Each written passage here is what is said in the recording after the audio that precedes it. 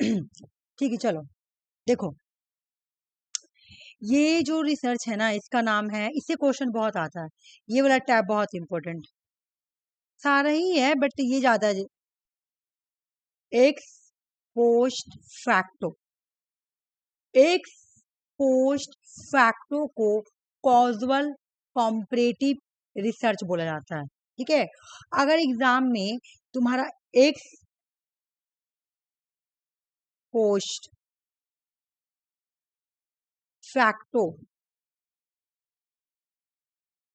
ठीक है, नहीं रहेगा और उसका जगह पे तुम्हारा ये वाला दिया, तो दोनों का मतलब सेम होगा। ठीक है, क्योंकि एक्स पोस्ट फैक्टो का नाम क्या है, कंपरेटिव, सॉरी कॉजुअल कंपरेटिव।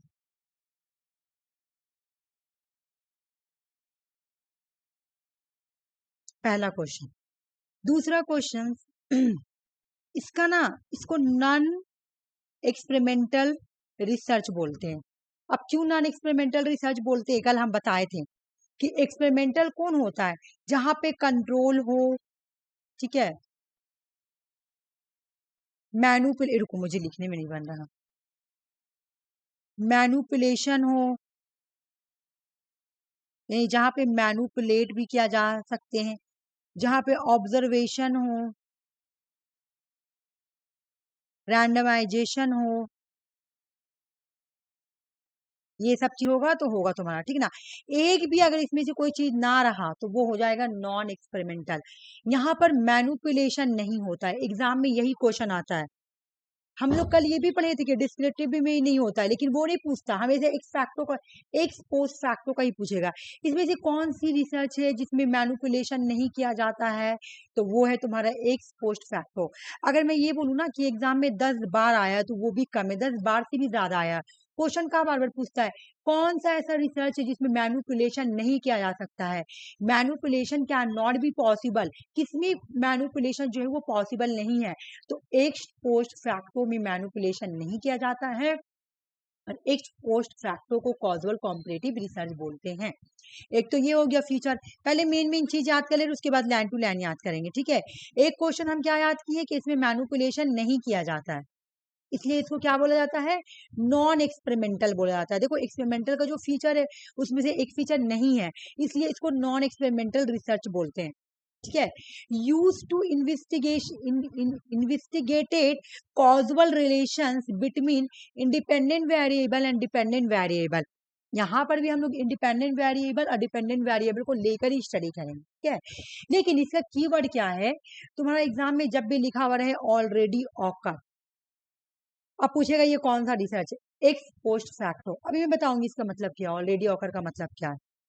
देखो जैसे लिखा हुआ है कि after the event have already occur, कुछ हो जाता है उसके बाद स्टडी करते हैं। ठीक है, जैसे देखो तुम अभी देखी होगी प्लेन, प्लेन क्या हुआ था, क्रश हो गया था, प्लेन क्रश हुआ था, तुम लोग देखी थी ना, प्लेन क्रश हुआ था, तो वो क्या था, इफेक्ट था। अब उसका जाके कॉज का स्टडी करेंगे, ये हो गया तुम्हारा x post facto. X post facto में क्या होता है, जब कुछ हो जाता है ना उसके बारे में जाके हम लोग पता करते हैं, ठीक है, कि आखिर ये चीज हुआ कैसे। ठीक है, एक्स पोस्ट फैक्टो का कीवर्ड क्या है, ऑलरेडी ऑकर। ठीक है, एक मिनट रुक जाओ।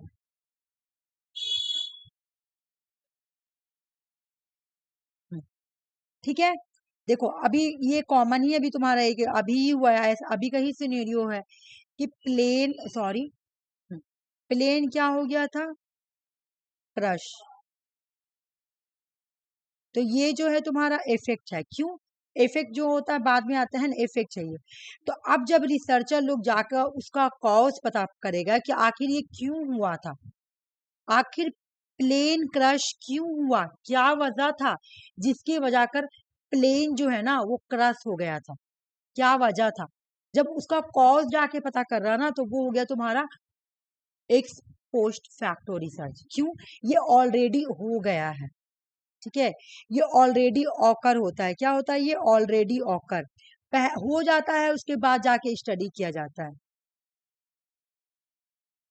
तो हम इसको एग्जाम्पल से कैसे याद करेंगे कि जो अभी अहमदाबाद अहमदाबाद प्लेन क्रश हुआ है, तो उसका जब वो इफेक्ट है, जो क्रश हुआ वो इफेक्ट है, ठीक है, जो क्रश हुआ ना वो इफेक्ट है। लेकिन जब हम उसका कॉज को जाकर पता कर रहे हैं ना, यानी हम कौन सा रिसर्च यूज कर रहे हैं, एक्स पोस्ट फैक्टो या कॉजल कॉम्परेटिव रिसर्च, बस ऐसे याद रख लेना, हो गया। देखो, the researcher attempt to trace effect that has already, बोला कि इफेक्ट तो पहले ही हो जाता है, ऑलरेडी हो चुका है। कॉज को जाकर हम लोग देखते हैं कि आखिर कॉज क्या था, क्या प्रॉब्लम था। जैसे यहाँ पे समझा, इसे फीचर समझो, एक ही बात बार बार बोलेगा, ठीक है। Effect has already awkward, effect जो है ऑलरेडी पहले हो चुका, ठीक है, हो चुका होता है। रिसर्चर के पास जो है ना, has no control over the independent variable, independent variable किसको बोलते हैं, कॉज को बोलते हैं, ठीक है। तो जो इंडिपेंडेंट वेरिएबल है ना, इसके ऊपर कोई कंट्रोल नहीं रहेगा, इसको मैनिपुलेट कैसे करेगा, कॉज तो तुम्हारा बाद में ना, कॉज की वजह का तो इफेक्ट हो गया। देखो हम क्या बोलते हैं कि एक्सपेरिमेंटल रिसर्च में हम लोग कॉज को चेंज कर सकते हैं, हम लोग इंडिपेंडेंट वेरिएबल को चेंज कर सकते हैं ना, लेकिन एक्स पोस्ट फैक्टो में चेंज नहीं कर सकते हैं, है ना। क्यों नहीं करेंगे, क्योंकि इफेक्ट पहले ही हो जाता है, ये तो ऑलरेडी हो चुका है। तो अब कॉज को चेंज करके क्या कर सकते हैं हम, प्लेन तो क्रश हो गया है, तो अब हम कॉज को क्या कर सकते हैं, चेंज तो नहीं कर सकते, मैनिपुलेट नहीं कर सकते हैं। तो इस वजह से बोला जाता है कि independent variable can not be manipulated. Exam में क्वेश्चन आता है, कौन सा रिसर्च को हम लोग मैनिपुलेट नहीं करते हैं, एक पोस्ट फैक्टो रिसर्च को हम लोग मैनिपुलेट नहीं करते हैं, ठीक है। जैसे किसी को डिजीज हो गया, ठीक है, याद रखना, रुक जाओ। जैसे मैं तुम लोगों को हमेशा एक स्टोरी सुना हूँ कि जब पोखरान टेस्ट हुआ था, तो जो जहाँ पे हुआ था पोखरान में, वहां के जो आसपास के लोगों को कैंसर का बीमारी हो रहा था, ठीक है, समझना।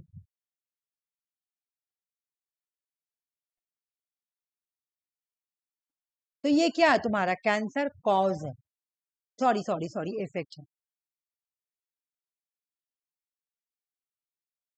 ये तुम्हारा क्या है, ये जो तुम्हारा है ना, ये तो इफेक्ट है, ठीक है, ये क्या है, इफेक्ट है,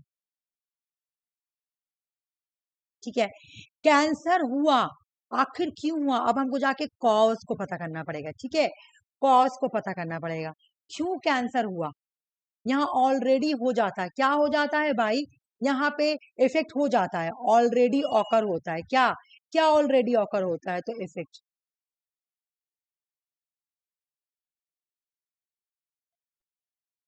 ठीक है, हो गया। अच्छा, क्या तुम कॉज को मैनिपुलेट कर सकती, बिल्कुल भी नहीं। क्यों कैंसर क्यों हुआ, पोखरान टेस्ट की वजह कर, पोखरान है ना, पोखरान टेस्ट हुआ ना, जिसकी वजह कर कैंसर हो रहा है लोगों को। तो क्या हम इंडिपेंडेंट वेरिएबल को चेंज कर पा रहे, बिल्कुल भी नहीं चेंज कर पा रहे। हमको पता चला लोगों को क्यों हो रहा है, क्योंकि यहाँ पे पोखरान टेस्ट हुआ, इसी की वजह कर लोगों को कैंसर होने लगा, ठीक है। तो हम कॉज को नहीं चेंज कर सकते, तो यानी हम एक फैक्टो में, एक पोस्ट फैक्टो में मैनिपुलेट नहीं कर पा रहे हैं, ठीक है। अच्छा, the researcher start with the dependent variable, यहाँ पे रिसर्चर जब रिसर्च करता है ना, तो डिपेंडेंट वेरिएबल से स्टार्ट करता है ना। सबसे पहले वो इफेक्ट देखता है, आके इफेक्ट क्या हुआ, कैंसर हो गया, चलो कॉज का पता लगाते हैं, ठीक है, ऐसे करता है। The researcher start with the observation of dependent variable, वो स्टार्ट करेगा तो पहले इफेक्ट को वो ऑब्जर्व करेगा, है ना। ऑब्जर्व तो हमेशा किसको किया जाता है, डिपेंडेंट वेरिएबल को, मैनिपुलेट इंडिपेंडेंट वेरिएबल को किया जाता है ना। तो यहाँ पे रिसर्चर क्या देखेगा, देखेगा कि इफेक्ट जो है ऑब्जर्व करेगा, आखिर कैंसर हुआ तो सबको पहले ऑब्जर्व करेगा, किसे किसे कैंसर हुआ, बोलेगा गांव के मोस्टली लोगों को, मोस्टली मोस्टली जो लोग हैं ना गांव के, मोस्टली पीपल को कैंसर हो चुका है, ठीक है। अब इन्होंने ऑब्जर्व क्या किया कि गांव के मोस्टली पीपल को कैंसर हो चुका है, तो अब तो बता जरूर कोई रीजन की वजह कर ही कैंसर हो रहा है, चलो पता करते हैं। तब पता चला कि जो पोखरान टेस्ट हुआ था वो जमीन के अंदर हुआ था ना, तो उसका जो तुम्हारा हजार्ड है ना, वो वाटर में पूरा फैल गया था, और गांव के लोग तो नदी के पानी भी यूज करते हैं, जमीन के अंदर भी चला गया था, उसकी वजह से लोगों को कैंसर हुआ था। कितना डेंजर बात है बताओ, ठीक है। तो ये डिपेंडेंट वेरिएबल को ऑब्जर्वेशन करता है रिसर्चर सबसे पहले। पहले वो देखता है कि आखिर क्यों हुआ, कैसे हुआ, है ना। उसके पास कॉज जाके देखेगा कि वजह क्या था, तब वजह पता चले। पहले तो ऑब्जर्व किया कि किसको किसको हुआ, है ना, किसे किसे कैंसर हुआ, पहले ऑब्जर्व किया, तब जाके उसको लगा कि कुछ ऐसा होगा जो कि कॉमन चीज होगा जिसकी वजह से सभी को हो रहा है। ठीक है, उसके बाद आ जाओ। उसके बाद क्या बोला जा रहा है कि हाँ, यहाँ पे क्या देखो यहाँ पे लिखा हुआ रिस्ट्रो रिस्ट्रोस्पेक्टिव, ठीक है ना, जो सॉरी रिट्रोस्पेक्टिवली, यहाँ पर इस रिसर्च में रिट्रोस्पेक्टिव पॉसिबल है। देखो रिट्रोस्पेक्टिव का मतलब क्या होता है, जब हम लोग पास्ट का स्टडी करते हैं, ठीक है, जब हम लोग जाके पास्ट में स्टडी करते हैं ना, उसको हम लोग क्या बोलते हैं, रिट्रोस्पेक्टिव।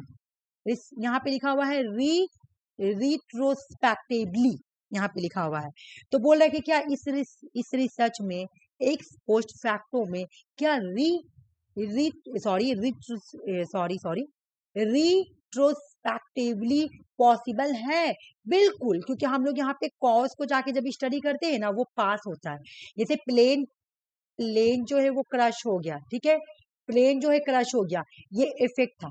ठीक है, तो हम लोग यहाँ पे पास्ट को ही जाके कॉज में स्टडी करेंगे, जो कॉज देखेंगे ना कि आखिर प्लेन क्रश क्यों हुआ, तो ये पास्ट का स्टडी कर रहे हैं। तो ये हो गया रिट्रोस्पेक्टिवली यहाँ पे पॉसिबल है। रिट्रोस्पेक्टिव का मतलब होता है पास्ट की स्टडी करना। ओके, अब आ जाओ, इसका फीचर एक बार देख लेते हैं। वही वही बात बार बार बोलेगा कि यहाँ पे तुम्हारा क्या होता है कि ये तुम्हारा मैनुपुलेशन नहीं होता। सबसे बड़ी बात कि यहाँ पे मैनुपुलेशन नहीं होता है, और यहाँ पे जो है ना इवेंट हो जाता है। ठीक है, यहाँ पे इवेंट हो जाता है after the event not before. यहाँ आफ्टर पहुंचता है रिसर्च करने के लिए, जब कुछ हो जाता है तब रिसर्च आता है करने के लिए। मिड डे मील का एक क्वेश्चन आया था, मिड डे मील का मैं बता रही हूँ। मिड डे मील जो स्कूल होता है ना, तो मिड डे मील स्कूल में बोल रहा है क्या कि बच्चों लोग खाना खाया मिड डे मील में, तो वो लोगों का सबका पेट दर्द कर गया। ठीक है, मिड डे मील में क्या हुआ कि बच्चों ने जब खाना खाया तो सबको फूड पॉइजनिंग हो गया। अब आया रिसर्चर लोग, मतलब वही जो पता करने की आखिर हुआ क्यों, आखिर फूड पॉइजनिंग हुआ क्यों। ठीक है ना, ये क्या था, इफेक्ट। फूड पॉइजनिंग जो हुआ वो इफेक्ट है। तो उन्होंने कॉज चल दिया पता करने के लिए, क्या वजह है। तो कॉज क्या है, क्या खाना में मिलावट था। ठीक है ना, कॉज किसके अंदर है, अब तो बच्चों लोग के अंदर पेट में है। कॉज तो पेट के अंदर है, हम लोग पता कर लिए कि खाना में क्या था, मिलावट था। अब बच्चों का पेट में कॉज है ना, उसे तो बदल नहीं सकते हैं। कॉज को कभी बदला नहीं जाएगा, यानी मैनुपुलेट नहीं किया जाएगा। कहाँ पर नहीं किया जाएगा, तो इन ex expo expo sorry ex fact post research जो है ना, उसमें हम लोग क्या करते हैं, मैनुपुलेशन नहीं करते। चलो इसका कीवर्ड लिखते हैं यहाँ पे, देखो एक्स पोस्ट फैक्टो। ठीक है, इसका दूसरा नाम क्या है, दूसरा नाम है कॉजुअल कॉजुअल रिसर्च। हो गया। उसके बाद ये रिसर्च हम लोग कब करते हैं, जब कोई इवेंट हो जाता है ना, आफ्टर द इवेंट।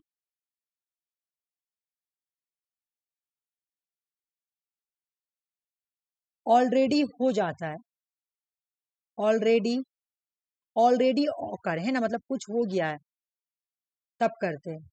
एक तो ये हो गया। दूसरा तुम्हारा ये यहाँ पे नो मैनुपुलेशन,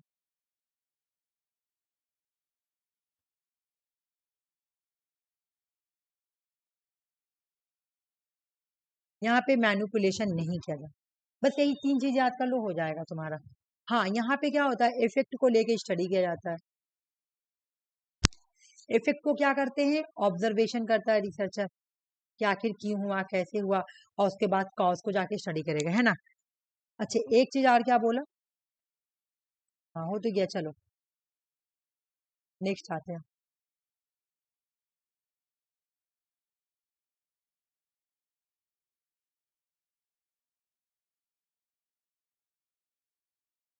देखो, descriptive research, quasi experimental research, x post facto research, ठीक है, कि डिस्क्रिप्टिव में भी मैनिपुलेशन नहीं होता है, और यहाँ तो बिल्कुल भी नहीं होगा, is a not possible manipulation, यहाँ तो एक हरगिज मैनिपुलेशन नहीं होगा। कॉजी एक्सपेरिमेंटल रिसर्च में मैनिपुलेशन होता है, ठीक है ना। यहाँ पे वेरिएबल के ऊपर कोई कंट्रोल नहीं होता, यहाँ पर भी वेरिएबल के ऊपर कोई कंट्रोल नहीं होगा, यहाँ पे कंट्रोल होता है वेरिएबल के ऊपर, ठीक है ना। यहाँ पे हाइपोथेसिस बनता है, यहाँ पर भी हाइपोथेसिस बनेगा, यहाँ पर भी हाइपोथेसिस बनेगा। हाइपोथेसिस कहाँ बनता है पता है? जो क्वांटिटेटिव रिसर्च होते हैं, जितने भी क्वांटिटेटिव रिसर्च होंगे ना, वहां पे हम लोग हाइपोथेसिस बनाते भी हैं और टेस्ट भी करते हैं, ठीक है। क्वांटिटेटिव रिसर्च में हम लोग क्या करते हैं? हाइपोथेसिस टेस्ट करते हैं, और ये तीनों ही क्वांटिटेटिव है। देखो, डिडक्टिव है, क्वांटिटेटिव है, डिडक्टिव है, क्वांटिटेटिव है, डिडक्टिव है, क्वांटिटेटिव है, ठीक है। ये तीनों ही क्वांटिटेटिव रिसर्च है। अच्छा, कॉजी क्या है डिफरेंट इन लोग से? कॉजी में क्या नहीं है? यहाँ पे रैंडमाइजेशन नहीं होता है, ठीक है। बोला कि इसका डेफिनेशन है एज इट एज, जो जैसा उसको ऐसे एक्सप्लेन करेंगे। यहाँ पे रैंडमाइजेशन नहीं होता है, या ऑलरेडी ऑकर होता है, बस, और कुछ नहीं पढ़ना। एक बार हम लोग एक्सपेरिमेंटल रिसर्च और एक पोस्ट फैक्टो रिसर्च में फर्क देख लेते हैं, ठीक है। बोला कि जो the researcher manipulate the independent variable, ठीक है ना। रिसर्चर इंडिपेंडेंट वेरिएबल को क्या करेगा? मैनिपुलेट करेगा, रैंडमली असाइन करेगा, हाइपोथेसिस भी बनाएगा, कॉज एंड इफेक्ट का रिलेशन भी देखेगा। क्वेश्चन में देखना, जहां पे भी कॉज एंड इफेक्ट लिखा हुआ है उसका आंसर हो जाएगा एक्सपेरिमेंटल रिसर्च, ठीक है। अब देखो, जब तुम्हारा एक्सपेरिमेंटल रिसर्च, देखो दोनों में कॉमन, पहले देखो कॉमन क्या है। क्या यहाँ पे मैनिपुलेशन होता है? हाँ होता है। यहाँ पे होता है? नहीं होता है। Can not. ये दोनों डिफरेंट है, देख लो, ये डिफरेंट है, डी लिखूंगी, ठीक है ना। डिफरेंट रहेगा तो डी लिखूंगी, डी डी। पहला नंबर डिफरेंट है। कौन कौन कॉमन है हम लोग देखेंगे, दोनों में क्या कॉमन है, क्योंकि एक्सपेरिमेंटल भी क्या है? क्वांटिटेटिव रिसर्च है, ठीक है। आ जाओ, फिर यहाँ पे रैंडम असाइन होता है, यहाँ पे रैंडम का कोई मेंशन ही नहीं है, चलो। उसके बाद यहाँ पे बोला कि कॉज, यहाँ पे हाइपोथेसिस बनता है, ठीक है ना। यहाँ पर भी हाइपोथेसिस बनता है, तो चलो सेम है ना, सेम है, ऐसे लिखेंगे सेम, ठीक है। कॉज एंड इफेक्ट को डिटरमाइन किया जाता है। अच्छा, यहाँ पे क्या बोल रहा है कि जब हम लोग हाइपोथेसिस बनाते हैं तो हाँ या ना बोलेंगे, हाँ या ना, या तो उसको अफर्म का मतलब होगा, या तो एक्सेप्ट करेंगे, डिसअफर्म का मतलब होगा, या तो डिनाई करेंगे। जब हम लोग एक्सपेरिमेंटल रिसर्च करते हैं ना, तो हम लोग हाइपोथेसिस बनाते हैं, हाँ या ना, अफर या डिसअफर करके। तो जब हम लोग हाइपोथेसिस बनाते हैं तो एक्सपेरिमेंटल रिसर्च में ये होता है कि जब रिजल्ट निकले तो हम हाँ या ना बोल सकते हैं। तो क्या एक्स फैक्टो में ऐसा होता है? बिल्कुल। एक्स फैक्टो में भी तुम्हारा होता है कि तुम या तो हाइपोथेसिस को अफर्म करो या तो डिसअफर्म करो, ठीक है। तो ये और ये सेम है। फर्क क्या है दोनों में? कि इसमें मैनिपुलेशन नहीं होता है, इसमें मैनिपुलेशन होता है, बस। बाकी दोनों में देखो, हाँ ना का पावर दोनों को दिया गया है। हाँ ना तुम भी बोल सकते हो, हाँ ना तुम भी, हाँ ना तुम भी। जहां पे हाइपोथेसिस बनेगा वहां पे हाँ ना का पावर रहेगा ही। हाइपोथेसिस का मतलब ही होता है यस और नो, ठीक है। जब मैं हाइपोथेसिस पढ़ाऊंगी तो समझ में आ जाएगा। ये खत्म, कंप्लीट हो गया। लैग्नीट्यूडनल रिसर्च, इससे बहुत क्वेश्चन आता है, ठीक है। पॉलिटिकल साइंस में तो इससे बहुत ज्यादा क्वेश्चन आते हैं, इससे और एक्सपेरिमेंटल रिसर्च से देखो सबसे ही आता है, ऐसा बात है, लेकिन इससे ज्यादा आया हुआ, ठीक है। लैग्नीट्यूडनल रिसर्च का मतलब क्या है? मैं पहले तुमको एक स्टोरी बताऊंगी, अपने याद हो जाएगा। देखो, मान लो कि तुम हैरी पॉटर मूवी के बारे में जानती हो। हैरी पॉटर मूवी क्या है? कितना पार्ट में बना है? एक पार्ट, दो पार्ट, तीन पार्ट, चार पार्ट, पांच पार्ट, छह पार्ट, सात पार्ट, आठ पार्ट। देख रही हो, आठ पार्ट बना, आठ पार्ट का बहुत पार्ट बना हुआ, ठीक है। इतना पार्ट है इसका। अब जब रिसर्चर, रिसर्चर के पास एक ही वेरिएबल है, वेरिएबल कौन? सिर्फ हैरी पॉटर का हीरो। हैरी पॉटर का जो हीरो है ना, वो क्या है? वो तुम्हारा वेरिएबल है, ठीक है। एक सेकंड रुक जाओ।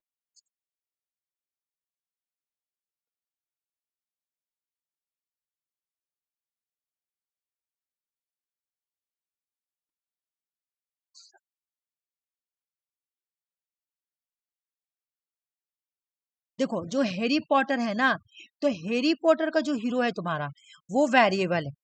जब रिसर्चर, जब रिसर्चर क्या करेगा? एक ही वेरिएबल को ले लिया, समझो, ठीक है ना। हैरी पॉटर को लिया। हैरी पॉटर का जब फर्स्ट पार्ट आया था तो हैरी पॉटर इतना बड़ा था, ठीक है। तो जैसे छोटा बनाएंगे क्योंकि सात पार्ट का ना। मान लो कि ये हैरी पॉटर है, ठीक है। तो रिसर्चर ने हैरी पॉटर पे रिसर्च किया, हैरी पॉटर का पे रिसर्च किया, ठीक है ना। तो हैरी पॉटर का हीरो पे रिसर्च किया, उसके बिहेवियर जानने का कोशिश कर रहा कि आखिर वो इतना बड़ा हीरो, उसका बिहेवियर कैसा है। मैं हीरो का बिहेवियर का स्टडी करना चाहता हूँ, तो पहले मैं हैरी पॉटर को ही रख लेता हूँ, ठीक है ना। तो इन्होंने पहले हैरी पॉटर का मूवी आया, सॉरी मूवी का स्टडी करेगा, तब तो एक पार्ट टू पार्ट होगा। हाँ, हैरी पॉटर का जो मूवी आया ना, तो पार्ट 1 का स्टडी करेगा, पार्ट 1 का स्टडी करेगा, पार्ट 1 का स्टडी किया, ठीक है।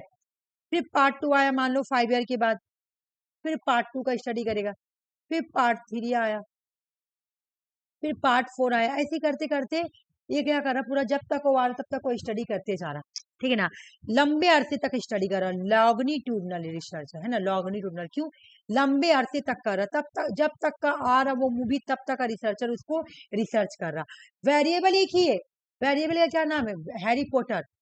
वेरिएबल एक ही है, एक ही को लेकर बार बार बार बार, बस उसी को जब आ रहा तब जाकर उसको स्टडी कर रहा, ठीक है। तो इसको हम लोग क्या बोलेंगे, लैग्नीट्यूडनल रिसर्च।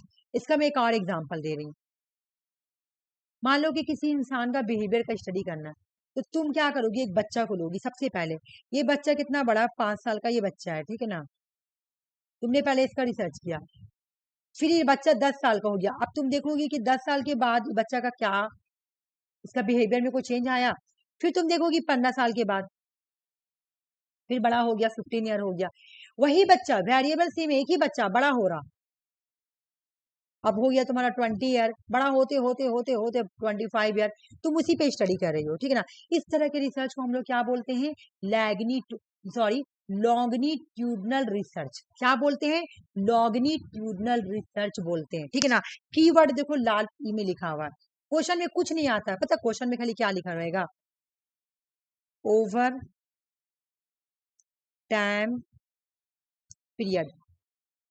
ओवर टाइम पीरियड का मतलब क्या, तुम देख रही हो टाइम बढ़ रहा, खाली देख रही हो, एक 5 साल से 10 साल हुआ, 10 साल से 15 साल, टाइम खाली बढ़ रहा, वेरिएबल सेम है, सिर्फ टाइम बढ़ रहा, बस टाइम बढ़ रहा, ठीक है। इस तरह के रिसर्च को हम लोग क्या बोलते हैं, लॉगनी longitudinal research.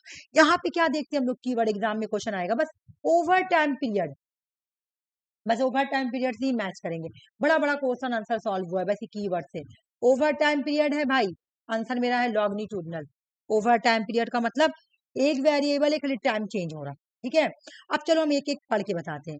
Longitudinal research is a type of observational study, same subject, subject same होता है, रिपीटली ऑब्जर्व, एक ही है सब्जेक्ट तो एक ही है, बट बार बार उसको रिपीट करके क्या कर रहे हैं, हम उसको ऑब्जर्व कर रहे हैं, हर टाइम चेंज हो रहा है, उसको खाली ऑब्जर्व करे, अब उसका बिहेवियर में चेंज आया होगा, हाँ आया होगा। मेजर ओवर टाइम पीरियड, कुछ नहीं रटना है, लॉन्गिट्यूडनल रिसर्च जो है ना, वो ओवर टाइम पीरियड है, बस और कुछ नहीं, ठीक है। मैं अभी इसको इरेज कर रही हूँ, उसके बाद में बता रही हूँ,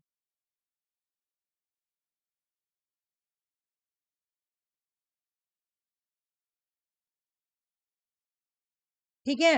अंजलि, लॉन्गिट्यूडनल रिसर्च में क्या होता है, ओवर टाइम पीरियड स्टडी होता है। द मेन गोल देखो यहाँ पे लिखा हुआ है, रुक जाओ, विच वुड स्पैन, मंथ ले सकते हैं, है ना, मंथली भी कर सकते हैं। हम कोई बच्चा को 2 मंथ में स्टडी किए, फिर 6 मंथ में करेंगे, फिर हम लोग 8 मंथ में करेंगे, ऐसे करके भी स्टडी कर सकते हैं। ईयर ले सकते हैं, डीके भी ले सकते हैं, मतलब 20 ईयर, फिर 20 ईयर बाद वेरिएबल पे हम एक टाइम सेट कर देंगे, कितना इतना देर बाद हम फिर रिसर्च करेंगे उस बच्चों उसका जिसका मैं कर रहा हूँ। सब्जेक्ट सेम रहेगा, वेरिएबल सेम रहेगा, सिर्फ टाइम चेंज होगा ओवर द टाइम पीरियड, ठीक है। The main goal is to the detect change, change को देखेंगे कि चेंज कैसे कैसे हो रहा है, ठीक है ना। मेन मेरा पर्पज क्या होता है, डिटेक्ट करना, क्या, चेंज। डिप्लॉयमेंट क्या हुआ, वेरिएबल जो टारगेट वेरिएबल होता है ना, ओवर जो टाइम चेंज हुआ ना, तो उसके बिहेवियर में क्या चेंज हुआ। जैसे हैरी पॉटर मूवी में हम देखेंगे क्या चेंज हुआ, पहला मूवी का स्टोरी क्या था, दूसरा मूवी का स्टोरी क्या है, तीसरा का क्या है, चौथा का, पांचवा का, छठा का, सातवां का, सब मैं पूरा मैं ओवर द टाइम पीरियड में स्टडी करके देखूंगा कि पहला पार्ट का क्या स्टोरी है, दूसरा पार्ट का क्या स्टोरी है, क्या चेंजिंग हुआ, क्या उससे ज्यादा एडवांस है कि नहीं, इस तरह से रिसर्च करूंगा। तो लॉन्गिट्यूडनल याद क्या रखना है, खाली ओवर टाइम पीरियड, बस। अब आ जाओ क्रॉस सेक्शनल रिसर्च, ये भी एग्जाम में आता है, क्रॉस सेक्शनल रिसर्च। ये दोनों दोस्त हैं, लेकिन दोनों अपोजिट एक दूसरे का, समझ जाओ, इसे याद रखना, ठीक है। देखो क्रॉस सेक्शनल रिसर्च में क्या होता है, रिसर्च का सबसे बड़ा पार्ट होता है रिसर्च का टाइप। टाइप पढ़ ली, समझो तुम आधा रिसर्च कंप्लीट कर दी।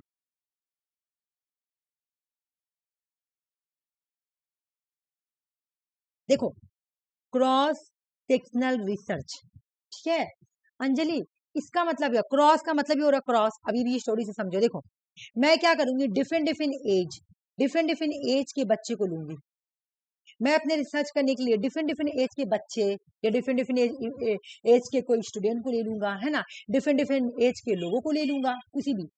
मैंने क्या किया, मैंने देखो ये 2 साल का बच्चा मैंने लिया, मैंने 5 साल का बच्चा लिया, मैंने 8 साल का बच्चा लिया, मैंने 10 साल का बच्चा लिया, मैंने 12 साल का बच्चा लिया, मैंने 15 साल का बच्चा लिया। अब मैं इन लोग पे रिसर्च करूंगा। अब अगर कोई रिसर्चर इस तरह से रिसर्च कर रहा है ना, तो इसको पता हम लोग क्या बोलते हैं, इसको हम लोग बोलते हैं क्रॉस सेक्शनल रिसर्च। इसका भी एक ही कीवर्ड है, इसको हम लोग बोलते हैं सिंगल पॉइंट। देख लो, single point in a time, एक ही टाइम में एक ही बार स्टडी करे, कोई ओवर टाइम पीरियड नहीं, एक ही टाइम में। मतलब क्या 2025, तो मैं 2025 में ही ये रिसर्च करके खत्म कर दूंगी। ये नहीं कि जो फिर मैं 5 साल बात करूंगी, फिर मैं 5 साल कर, नहीं ऐसा नहीं, ओवर टाइम पीरियड नहीं जाऊंगी, वन टाइम में ही करूंगी, single point in a time. इसको मैं हाईलाइट करना भूल गई हूँ, लेकिन तुम लोग याद रखना सिंगल। अब यहाँ पे होगा, अभी यहाँ पे होगा, मैं यहाँ डिफरेंट में होगा, हाँ है तो 10। तो single point time in a, single point time जो है इसका कीवर्ड है। क्रॉस सेक्शनल रिसर्च का कीवर्ड क्या है, क्रॉस सेक्शनल रिसर्च का कीवर्ड है तुम्हारा single point in a time, ठीक है ना। It provide a snapshot of a population to examine prevalence. हम लोग यहाँ क्या करेंगे, क्या करते हैं कि यहाँ पे हम लोग को मान लो कि बिहेवियर का स्टडी करना है, ठीक है ना, बच्चों के बिहेवियर की स्टडी करना है, मुझे चिल्ड्रन की स्टडी करनी है, बच्चों के बिहेवियर की स्टडी करना है। तो मैं क्या करूंगी, डिफरेंट डिफरेंट एज के बच्चों को ले लूंगी। मेरा यहाँ पर डिफरेंट वेरिएबल जो होंगे ना, वो डिफरेंट वेरिएबल होंगे, ठीक है अंजलि। यहाँ पे जो मेरा वेरिएबल होगा ना, जो सब्जेक्ट होगा ना, डिफरेंट होगा। देखो हर एज का बच्चा है, 2 साल का, 5 साल का, है ना, हर एज का है। अब इनके बीच में हम कोरिलेशन चेक करेंगे, क्या चेक करेंगे कि 2 साल का बच्चा का बिहेवियर कैसा है, 5 साल का बच्चा का बिहेवियर कैसा है। अच्छा ठीक है, 5 साल का बच्चा के बाद जो तुम्हारा 8 साल का बच्चा उसका बिहेवियर कैसा है, 10 साल का बच्चे का बिहेवियर कैसा है, 12 साल का बच्चे का बिहेवियर कैसा है, 15 साल का बच्चे का बिहेवियर। तब हम सबका बिहेवियर भी क्या रिजल्ट निकालेंगे, अरे एज के अकॉर्डिंग सबका बिहेवियर चेंज होता है ना। तो इसको हम लोग बोलते हैं क्रॉस सेक्शनल रिसर्च। क्यों, क्योंकि हम लोग यहाँ पे एक ही टाइम पे रिसर्च करेंगे, 2025 में ही रिसर्च करेंगे, ठीक है। इसको बोलते हैं one point in a time. जैसे यहाँ पे देखो एक ये एग्जाम का क्वेश्चन है कि development pattern of intelligence among middle school student. तुमको मिडिल स्कूल, ठीक ना, मिडिल स्कूल के बच्चों का इंटेलिजेंट पैटर्न को चेक करना है, ठीक है। तो तुम क्या करोगी, हर क्लास का बच्चा लोगी, तुम नर्सरी क्लास से लेकर पूरा 10 तक का बच्चा लोगी, ठीक है ना। मिडिल बोल रहा ना, तो मिडिल, चलो मिडिल तो ये नहीं आएगा, 5 क्लास से रखनी हो, ठीक है ना, 5 से लेके पूरा 12 तक का बच्चा ले रही हूँ मैं, ठीक है ना। अब मैं सबका देखूंगी कि इंटेलिजेंट लेवल क्या है, ठीक है। इनको किस तरह से क्या करूं कि इन लोगों का जो इंटेलिजेंट पैटर्न है ना वो डेवलपमेंट हो जाए, क्या स्टडी करूं, किसको क्या जरूरत है, तो मैं सब में कोरिलेशन करके देखूं किसमें क्या कमजोरी है, मतलब क्या वीकनेस है, क्या करने से इनका इंटेलिजेंस जो है वो डेवलपमेंट होगा। तो ये तुम्हारा हो गया क्रॉस सेक्शनल रिसर्च, ठीक है अंजलि। देखो डिफरेंट, देखो क्रॉस सेक्शनल रिसर्च को हम लोग क्या बोलते हैं, one point in a time, एक टाइम पे ही रिसर्च होता है। जबकि लैग्नीट्यूडनल जो है ये ओवर टाइम पीरियड होता है ना, 5 साल के बाद, 10 साल के बाद, 15 साल के बाद, ऐसे करते हैं। फिर बोल रहा है कि जो तुम्हारा यहाँ पे सब्जेक्ट होता है ना, एक सेकंड, कर्सर कहाँ है, हाँ, जो सब्जेक्ट होता है ना, देखो बोला जो सब्जेक्ट होता है ना, सब्जेक्ट डिफरेंट होता है। क्रॉस सेक्शनल में है ना अलग अलग है सब, लेकिन लॉन्गिट्यूडनल में सब्जेक्ट एक ही रहता है। हम हैरी पॉटर मूवी पे कर रहे तो हैरी पॉटर ही मूवी पे करेंगे पूरा। अगर हम किसी गर्ल्स को लेकर कर रहे स्टडी, तो पूरा गर्ल्स जब जब बड़ा होगी, वो 5 साल की थी तो स्टडी किया, फिर अब 10 साल की होगी तो स्टडी करेंगे, फिर 20 साल की होगी तो स्टडी करेंगे, इस तरह से गैप करके करेंगे। यहाँ पे पॉपुलेशन को लेकर स्टडी करते हैं, यहाँ पे हम लोग टाइम को चेंज करते हैं ना, टाइम को ट्रैक करते हैं, ट्रैक चेंज ओवर टाइम। यहाँ पे हम लोग टाइम का चेंज होने का वेट करते हैं ना। नॉट वेरी टाइम कंज्यूमिंग, देख लो यहाँ पे टाइम ज्यादा नहीं लगता। एग्जाम में क्वेश्चन आया हुआ है कि कौन सा रिसर्च में टाइम ज्यादा, इनमें ऐसे लिखा हुआ था कि कौन सा इनमें से रिसर्च है जो नॉट वेरी टाइम कंज्यूमिंग, इसमें टाइम ज्यादा नहीं लगता है, मतलब लैग्नीट्यूडनल के अकॉर्डिंग ना इसमें टाइम ज्यादा नहीं लगता, नॉट वेरी टाइम कंज्यूमिंग, इसमें टाइम ज्यादा नहीं लगता, इसमें लॉट ऑफ टाइम लगता है। क्योंकि देख रही हो तुम, ये रिसर्च अगर मैं करूंगी तो ये 5 साल बाद करूंगी, फिर 10 साल, फिर 15 साल, फिर 20 साल, फिर अरे बाप रे बाप। और ये क्या, ये मैं 2025 में स्टार्ट की हूँ तो 2025 का एंड तक का मेरा कंप्लीट हो जाएगा, तो यहाँ पे तो ज्यादा टाइम नहीं लगा। ये बहुत एक्सपेंसिव नहीं है, लेकिन ये एक्सपेंसिव है, क्यों? क्योंकि ये रुकना पड़ेगा मुझे, ये एक्सपेंसिव है, ठीक है, और ये नॉट वेरी एक्सपेंसिव। चलो ये कंप्लीट हो गया। नहीं अभी ये कंप्लीट नहीं हुआ, ये टॉपिक बहुत इंपॉर्टेंट है, इस वजह से इसका हम लोग को एक एक पार्ट पढ़ना पड़ेगा, इसका एक एक पार्ट से क्वेश्चन आता है, ठीक है। लॉन्गिट्यूडनल रिसर्च ऊपर वाला, ओवर टाइम पीरियड वाला है ना, ओवर टाइम पीरियड, लॉन्गिट्यूड किसको बोलते हो? ओवर टाइम पीरियड को। इसको 3 पार्ट, इसको 3 पार्ट में डिवाइड किया गया है, देखो। एक हो गया पैनल, एक हो गया कोहर्ट, और तीसरा हो गया ट्रेंड स्टडी। क्वेश्चन आया हुआ है बहुत बार, ऐसा नहीं एक बार आया।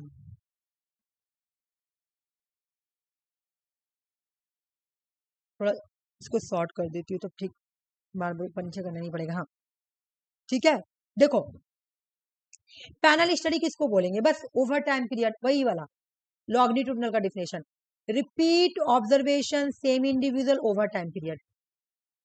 यहाँ पे एक ही सब्जेक्ट को लेकर हम क्या करेंगे, खाली टाइम चेंज होगा, ठीक है। ये बिल्कुल वही डेफिनेशन है पैनल स्टडी का। लेकिन कोहर्ट स्टडी में पता है क्या होता है, यहाँ पे कॉमन कैरेक्टरिस्टिक्स वाले लोग लेंगे। मान लिया कि बर्थ ईयर, जैसे मैं क्या करूंगी, अगर 2005 वाला, मैं कोई बच्चा का स्टडी कर रही हूँ, ठीक है ना, बच्चों का स्टडी करना है, तो मैं ऐसा बच्चा का स्टडी करूंगी जिसका सारा का एज 2005 हो। मैं जितना भी बच्चों को अपने स्टडी में लूंगी ना, सबका एज कॉमन होगा, कॉमन कैरेक्टरिस्टिक्स को शेयर करेंगे, कॉमन कैरेक्टरिस्टिक्स को शेयर करेंगे, ठीक है ना। कोहर्ट स्टडी में बोला जा रहा है, कोहर्ट का मतलब ही होगा मिला हुआ, है ना, एक जैसा। तो कॉमन स्टडी जब शेयर करेगा ना, उस पर रिसर्च करेंगे, ठीक ना। या कॉमन जॉब करने वाला कोई पर्सन ऐसा है जो कॉमन, जैसे तुम लोग क्या है, तुम आरती सुषमा, ये लोग क्या कर रही है, यूजीसी का प्रिपरेशन कर रही है, जबकि आफरीन किस चीज का तैयारी कर रही है, टीचर का तैयारी कर रही है। तो तुम लोगों का क्या हो गया, आफरीन और सॉरी आशी, सुषमा और तुम लोगों का जो स्टडी है ना, जो तुम लोगों का पर्पस है ना, कॉमन है ना, कॉमन है। तब मैं वो तुम लोग पे जब मैं रिसर्च करूंगी तो हो जाएगा कोहर्ट स्टडी, ठीक है। यहाँ पर भी टाइम चेंज होता है, ठीक ना, ओवर टाइम। लेकिन यहाँ पे एक फीचर क्या है कि कॉमन होना चाहिए। मुझे किसी के कोई बच्चों का स्टडी करना है तो मैं उनका बर्थ ईयर लूंगा, तो मैं बर्थ ईयर के अकॉर्डिंग सबका बर्थ ईयर 2005 रहेगा तभी मैं करूंगी सॉरी, मैं करूंगी, ठीक है।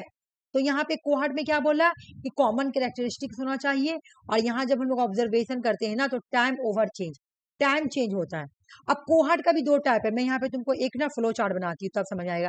अच्छा सबसे क्वेश्चन आया हुआ इसलिए मुझे मतलब लाना पड़ा, रुक जाओ, मैं तुमको यहाँ पे एक चार्ट बनाऊंगी तो समझ में आ जाए। देखो जैसे मैं तुमको ये बता रही हूँ कि जैसे ये एक होता है लॉन्गिट्यूडनल रिसर्च, लॉन्गनी लॉग सॉरी लॉग है,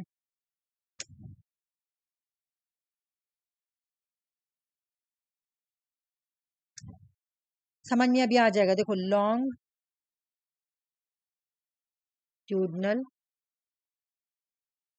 रिसर्च, ठीक है, ये हो गया। अब इससे निकल के आया 3 रिसर्च, ठीक है। एक का नाम है तुम्हारा पैनल स्टडी,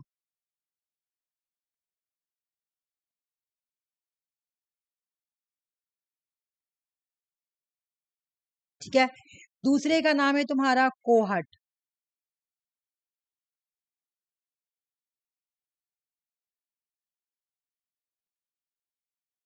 और तीसरे का नाम है ट्रेंड।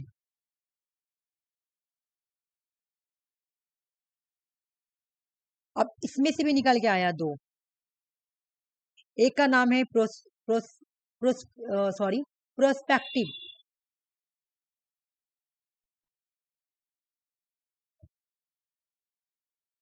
और एक का नाम है री रिट्रोस्पेक्टिव,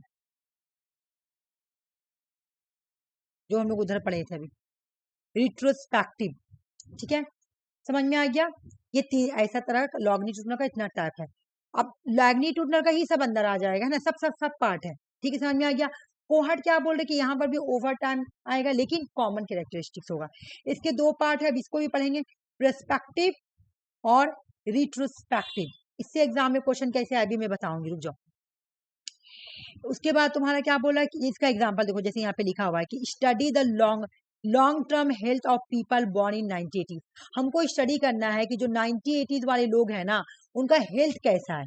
ठीक है, तो मैं जितना मैं स्टडी करूंगी ना, तो मैं ऐसे ही अपने रिसर्च में ऐसे लोगों की लूंगी स्टडी करने के लिए जिसका एज 1980 हो, क्योंकि मैं 1980 वाले एज पे ही स्टडी करी।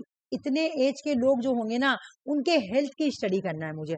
तो अब जिसका भी 1980s होगा ना, मैं उसको अपने रिसर्च में रख लूंगी स्टडी करने के लिए, पूछताछ करने के लिए।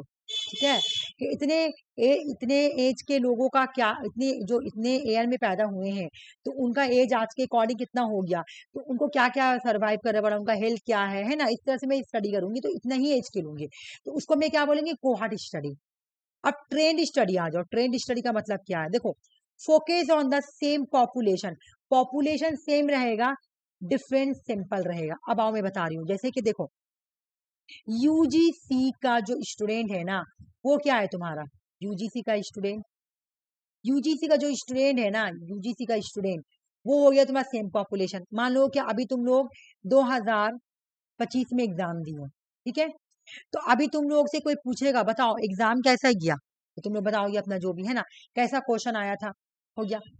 फिर तुम लोग 2025 का दिसंबर में एग्जाम दोगी, ठीक है, फिर दोगी, फिर तुमसे पूछेगा आके बताओ, तुमसे इंटरव्यू लेगा, बताओ क्वेश्चन कैसा था यूजीसी का। देखो, जो तुम्हारा पॉपुलेशन है ना, पॉपुलेशन सेम है, यूजीसी का स्टूडेंट से ही पूछा जा रहा, बट सिंपल चेंज हो गया, टाइम चेंज हो गया। ठीक है, यहाँ पर क्या होता है, यहाँ पे देखो, यहाँ पे ट्रेंड में क्या होता है, ट्रेंड स्टडी में यहाँ पे जब रिसर्चर रिसर्च करता है ना, बहुत बदतमीज लड़का लोग गली में आके चिल्ला रहा, यहाँ पे जब ट्रेंड स्टडीज हम लोग करते हैं ना, तो क्या यूज करते हैं, देखो, ओपिनियन पॉल, ठीक है, या मार्केट रिसर्च। यूट्यूब पे देखी होगी, हमेशा आता है कि कौन सा किसे तुम फॉलो कर रही हो, कौन सा किसे, ओपिनियन पॉल बना हुआ रहता है इस तरह से। तो ट्रेंड स्टडी हम लोग किसको बोलते हैं, जहां पे हम लोग ओपिनियन पोल लेते हैं। जैसे तुम लोग देखी होगी, जब तुम्हारा ये होता है, जब मैं बता रही हूँ, जब इलेक्शन होता है ना, इलेक्शन होने के बाद पोल होता है कि कौन, बहुत बदतमीज लड़का लोग, एकदम पढ़ता लिखता है ना, बस गली में ही आके खेल कूद करेगा। ठीक है, तो जब तुम्हें इलेक्शन के बाद जो ओपिनियन पोल लेते हैं ना, उसको ही ट्रेंड स्टडी बोलते हैं। ठीक है ना, यहाँ पे लोगों के एटीट्यूड के बारे में भी हम लोग स्टडी कर सकते हैं, बिहेवियर के बारे में भी, और क्या ट्रेंड चला उसके बारे में भी स्टडी करते हैं। ठीक है, अब मैं तुमको एक बात बताऊंगी, रुक जाओ, अभी मैं कीवर्ड सबका बता दूंगी तो तुम्हारे माइंड में बैठ जाएगा। अभी तो देखो, कोहार्ट स्टडी के अंदर दो पार्ट आता है, अभी मैं बताई थी उधर, कोहार्ट का दो पार्ट है, एक का नाम है प्रोस्पेक्टिव कोहार्ट स्टडी, और एक का नाम है रिट्रोस्पेक्टिव कोहार्ट स्टडी। देखो, कोहार्ट का मतलब क्या हो रहा है, कॉमन फीचर शेयर करना, कॉमन कैरेक्टरिस्टिक्स को क्या करना, शेयर करना, उसी को, जिसके अंदर कॉमन कैरेक्टरिस्टिक्स है मैं उसी को लेकर स्टडी करूंगी। ठीक है, लेकिन किस तरह से करेंगे, देखो, पर्सपेक्टिव कोहॉर्ट का मतलब क्या होता है, जब हम फ्यूचर के बारे में स्टडी करेंगे, फ्यूचर में ये होने वाला है, फ्यूचर में वो होने वाला है। देखो एग्जाम में क्वेश्चन कैसे आता है, तुम्हारा पर्सपेक्टिव दे दिया, रेट्रो दे दिया, कोहॉर्ट दे दिया, या लॉन्गिट्यूडनल दे दिया, और ऑप्शन में तुम्हारा दिया हुआ है फ्यूचर, कोई सेंटेंस या फ्यूचर लिखा हुआ, देख लो फ्यूचर लिखा हुआ है, चुपचाप से पर्सपेक्टिव मार दो, आंसर ये हो जाएगा। ठीक है, और समझ लो इसका मतलब क्या है, this study follow participant over A future period. जब हम फ्यूचर के बारे में स्टडी करेंगे, फ्यूचर में ऐसा होने वाला है ना, collect data and event the unfold, जो अभी हुआ नहीं है, अनफोल्ड स्टोरी बता रहे हैं ना, फ्यूचर के बारे में बता रहे हैं। ठीक है, तो इसको बोलेंगे पर्सपेक्टिव कोहॉर्ट स्टडी। ठीक है, अब देखो, ये वाला क्वेश्चन आया कि बायोग्राफी कौन सा रिसर्च है, तुम्हारा लिखा हुआ था कोहॉर्ट, ठीक है, रिट्रोस्पेक्टिव, प्रोस्पेक्टिव, लॉन्गिट्यूडनल। ठीक है, और लिखा हुआ था कि बायोग्राफी कौन सा रिसर्च होगा, अभी मैं बता रही हूँ। रिट्रोस्पेक्टिव में हम लोग क्या करते हैं, पास्ट का स्टडी करते हैं, ठीक है। This study look back the existing data. अगर तुम्हारे पास कोई डेटा एग्जिस्ट है, तुम उसका स्टडी कर रही हो ना, तो उसको हम लोग क्या बोलेंगे, रिट्रोस्पेक्टिव। देखो बुक क्या है, रिट्रोफैक्ट, बुक क्या है, बुक क्या है, बुक तुम्हारा रिट्रोस्पेक्टिव है। क्यों? क्योंकि बुक तो ये पास्ट में लिखा गया था। ठीक है। कोई तुम्हारा टेक्स्ट, टेक्स्ट तो वही बुक ही हो गया। कोई भी ऐसा चीज, कोई लेटर हो गया, ठीक है, जो पास्ट में लिखा हो गया हो, उसको हम लोग स्टडी करेंगे तो क्या बोलेंगे, रिट्रोस्पेक्टिव कोहॉर्ट स्टडी। ठीक है। अब मेरे एक बात सुनो, एग्जाम में क्वेश्चन आया था कि बायोग्राफी रिसर्च को हम लोग क्या बोलेंगे, कौन सा रिसर्च है, कोहॉर्ट है, रिट्रोस्पेक्टिव है, या पर्सपेक्टिव है, ये लॉन्गिट्यूडनल। हमको पता है कि रिट्रोस्पेक्टिव का मतलब क्या है, पास्ट का स्टडी करना, पास्ट में हो चुका है, ऑलरेडी हो चुका है ना, उसको हम लोग बोलते हैं रिट्रोस्पेक्टिव। जैसे बायोग्राफी जो है, ये किसका एग्जांपल है, रिट्रोस्पेक्टिव का। जैसे ऊपर तुम देखोगी तो मैं ऊपर लिख दी हूँ, रुक जाओ।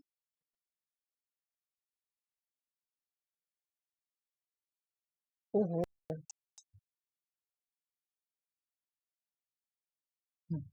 एक सेकंड रुक जाओ। अगर शॉर्टकट में तुमको देखना होगा, ये पेज अगर याद नहीं करना होगा, तो देखो यहाँ पे लिखा हुआ है कि जब फॉरवर्ड स्टडी करेंगे, मतलब फ्यूचर के बारे में करेंगे, तो पर्सपेक्टिव। और जब हम लोग पास्ट का रिकॉर्ड यूज करेंगे रिसर्च करने के लिए, तो रिट्रोस्पेक्टिव। ठीक है। जब पास्ट का इससे ठीक हो जाएगा। तो यहाँ पे हम लोग क्या बोलेंगे, आ जाओ, लॉन्गिट्यूडनल रिसर्च। लॉन्गिट्यूडनल रिसर्च का कीवर्ड क्या है, over time period, over time period. ठीक है। लॉन्गिट्यूडनल का टाइप कितना है, तो 3 है, कोहॉर्ट है, उसके बाद दूसरा क्या था बताओ, एक ट्रेंड है,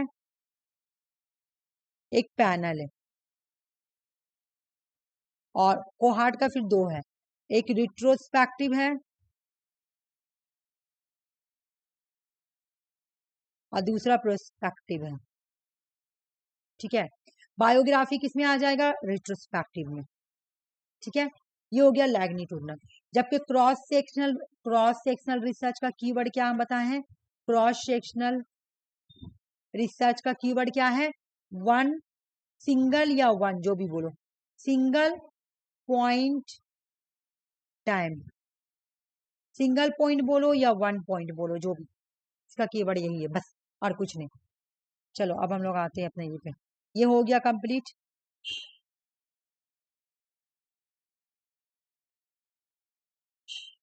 इसको इरेज करते, अब हिस्टोरिकल रिसर्च पढ़ेंगे। देखो देखने में बड़ा बड़ा है, खाली कीवर्ड से ही याद करना, मैं कीवर्ड जैसे लिख दे रही है, हर चीज का बता दे रही हूँ, कीवर्ड क्या क्या क्या है ना। अभी हम लोग क्या क्या पढ़े हैं, कौन कौन सा रिसर्च पढ़े हैं, एक्स पोस्ट फैक्टो रिसर्च पढ़े है ना, एक्स पोस्ट फैक्टो, कीवर्ड क्या था, ऑलरेडी ऑकर।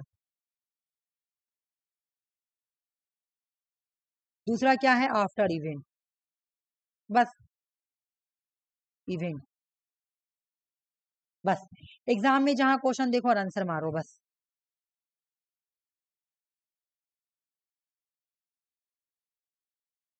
90% क्वेश्चन तो तुम्हारा ट्रिक से सॉल्व होता है, ठीक है, लेकिन 10% ना तुमको रिसर्च का टाइप याद करना पड़ेगा। हिस्टोरिकल अप्रोच का मतलब क्या है, अब आ जाओ मैं बता रही हूँ। हिस्टोरिकल रिसर्च का कीवर्ड है पास्ट इवेंट। ठीक है। और अगर क्वेश्चन में लिखा हुआ प्राइमरी एंड सेकेंडरी, तो तुम्हारा हिस्टोरिकल हो गया। Primary resource and secondary resource लिखा हुआ है, तो तुम्हारा हो गया तुम्हारा हिस्टोरिकल रिसर्च।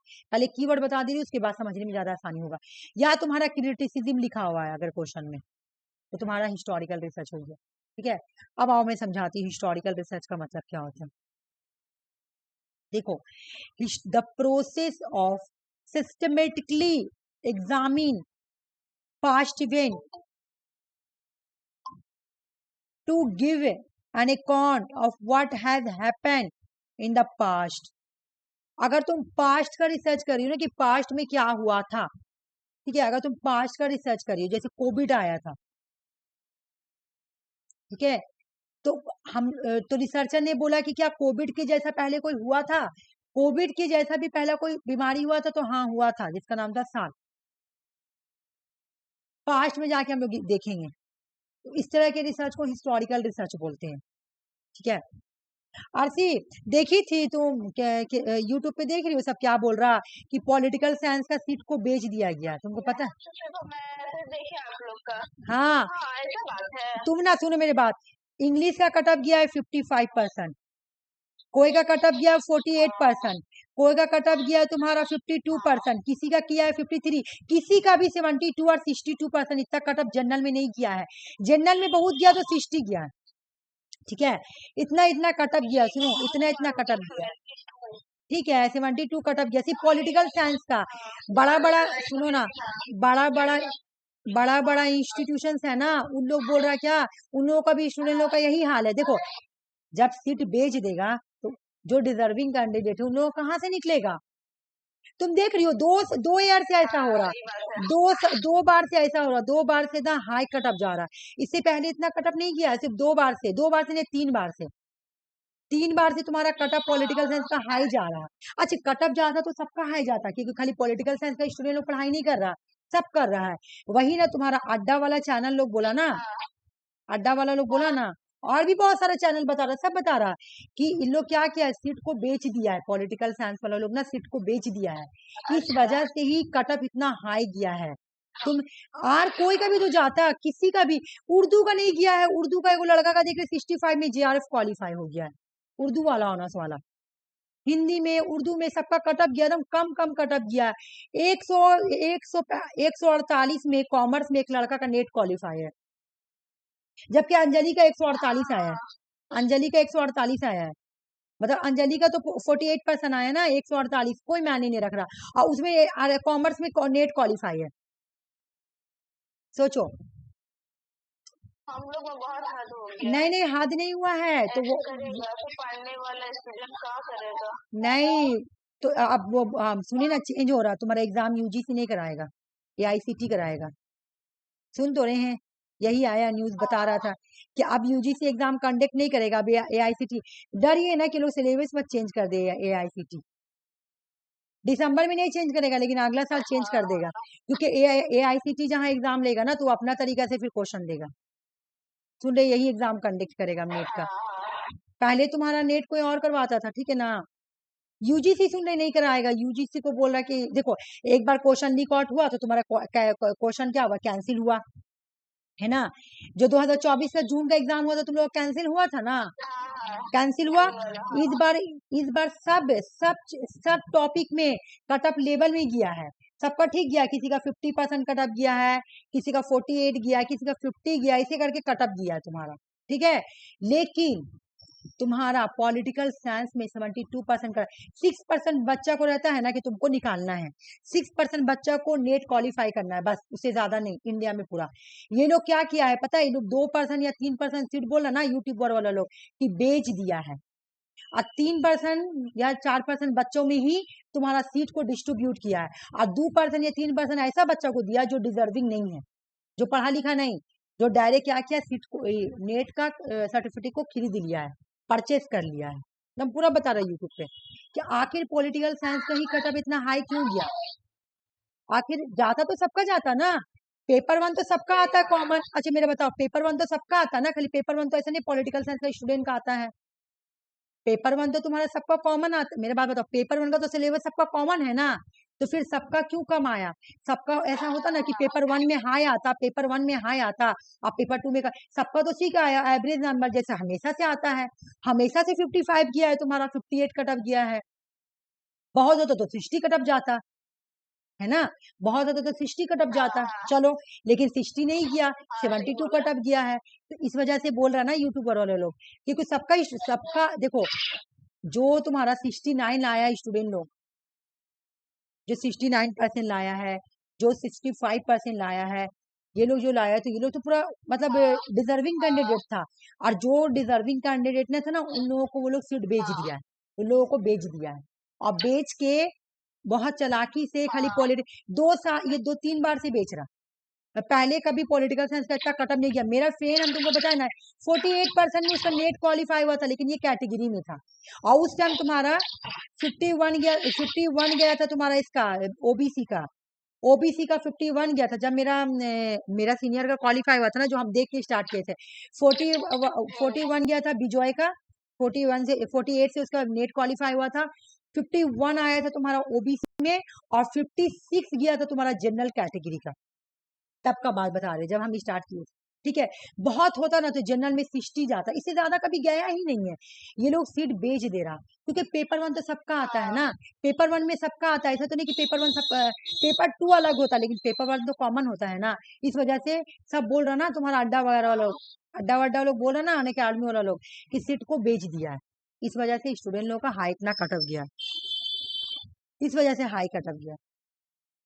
चलो अभी स्टार्ट कर रहे, समझ में आ गया ना? नहीं करना चाहिए, बिल्कुल नहीं करना चाहिए, क्योंकि वो लोग तो बेच देता। अरे जब ये लोग नीट का क्वेश्चन भी बेचा था, और उसी टाइम नेट का भी बेचा था, नीट में पकड़ाया, फौरन नेट का बेचा, और दोनों ही कंडक्ट तुम्हारे एनटीए कराता है, और एनटीए दोनों को बेचा था, दोनों पकड़ाया था एनटीए। तो ठीक है, इस बार क्या सोचा कि चलो पॉलिटिकल साइंस को ही बेच दे रहे, उसका सीट को उठा के बेच दे रहे, और 6% से ज्यादा अलाउ नहीं है तुमको देना। 6% से जब वो लोग 2%, 3% बेच ही देगा, तो फिर कितना बच्चा क्वालिफाई करेगा? इस वजह से तुम्हारा ये हुआ है। तो चलो भैया अब स्टार्ट ही करते हैं। हमको तो सुन के इतना गुस्सा लग रहा है ना, मैं क्या बताऊं। पास्ट इवेंट, हाँ देखना तुम यूट्यूब पे जाके देखना ना कि क्या ये यूजीसी का नेट का सीट बिक गया, कौन कौन चैनल बता रहा। देखो हिस्टोरिकल रिसर्च का मतलब क्या होता है? द प्रोसेस ऑफ पास्ट का स्टडी करना, ठीक है। पास्ट में क्या हुआ था जाके देखना। जैसे अभी क्या है तुम्हारा, देखो अभी अगर हमको रिसर्च करना होगा, तो अभी यूक्रेन और रसिया में वार होता है, ईरान और इसराइल के बीच में वार हो रहा, तो हम बोलेंगे ये जो वार है ना, हो सकता है कि ये थर्ड वर्ल्ड वार में कन्वर्ट हो जाए, मैं ये बोल रही हूँ, ठीक है ना। लेकिन मैं ये किस बेसिस पे बोलूंगी? पहले में जाकर फर्स्ट वर्ल्ड वार,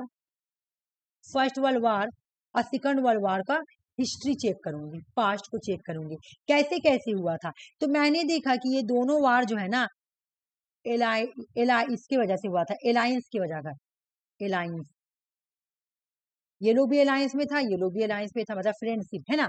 तो अभी हमको ये बात पता चला कि इसराइल का अलायंस यूएसए है, ठीक है, और तुम्हारा ईरान का अलायंस तुम्हारा चाइना है, और तुम्हारा रसिया है। तो थर्ड वर्ल्ड वार का तो पॉसिबिलिटी हो सकता है, अगर फिर से तुम्हारा इसराइल और ईरान भिड़ता है लड़ाई में। अभी थोड़ा दिन पहले दोनों में लड़ाई चल रहा था ना, अभी तो शांत है।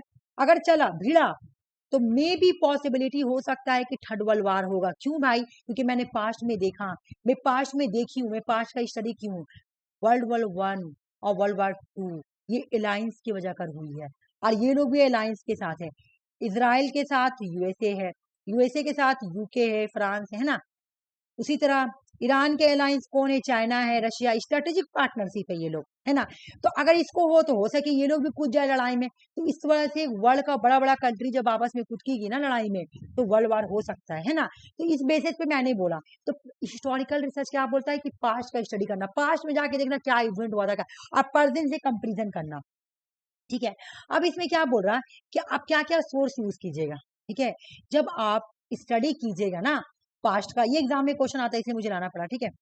अब जब आप स्टडी कीजिएगा ना, तो क्या क्या सोर्स यूज कीजिएगा? देखो भाई, प्राइमरी सोर्सेस मैं प्राइमरी डेटा यूज करूंगी, और सेकेंडरी डेटा भी यूज करूंगी। प्राइमरी डेटा में मैं क्या करूंगी? कोई डायरी होगा, कोई डायरी होगा, ठीक है ना, कोई लेटर होगा, ये सब प्राइमरी डेटा में आता है। ऑफिशियल रिकॉर्ड होगा, ठीक है ना। आई विटनेस अकाउंट, कोई ऐसा पर्सन जिसने को अपने आंखों से वर्ल्ड वॉर 1 और वर्ल्ड वॉर 2 को विटनेस किया हो।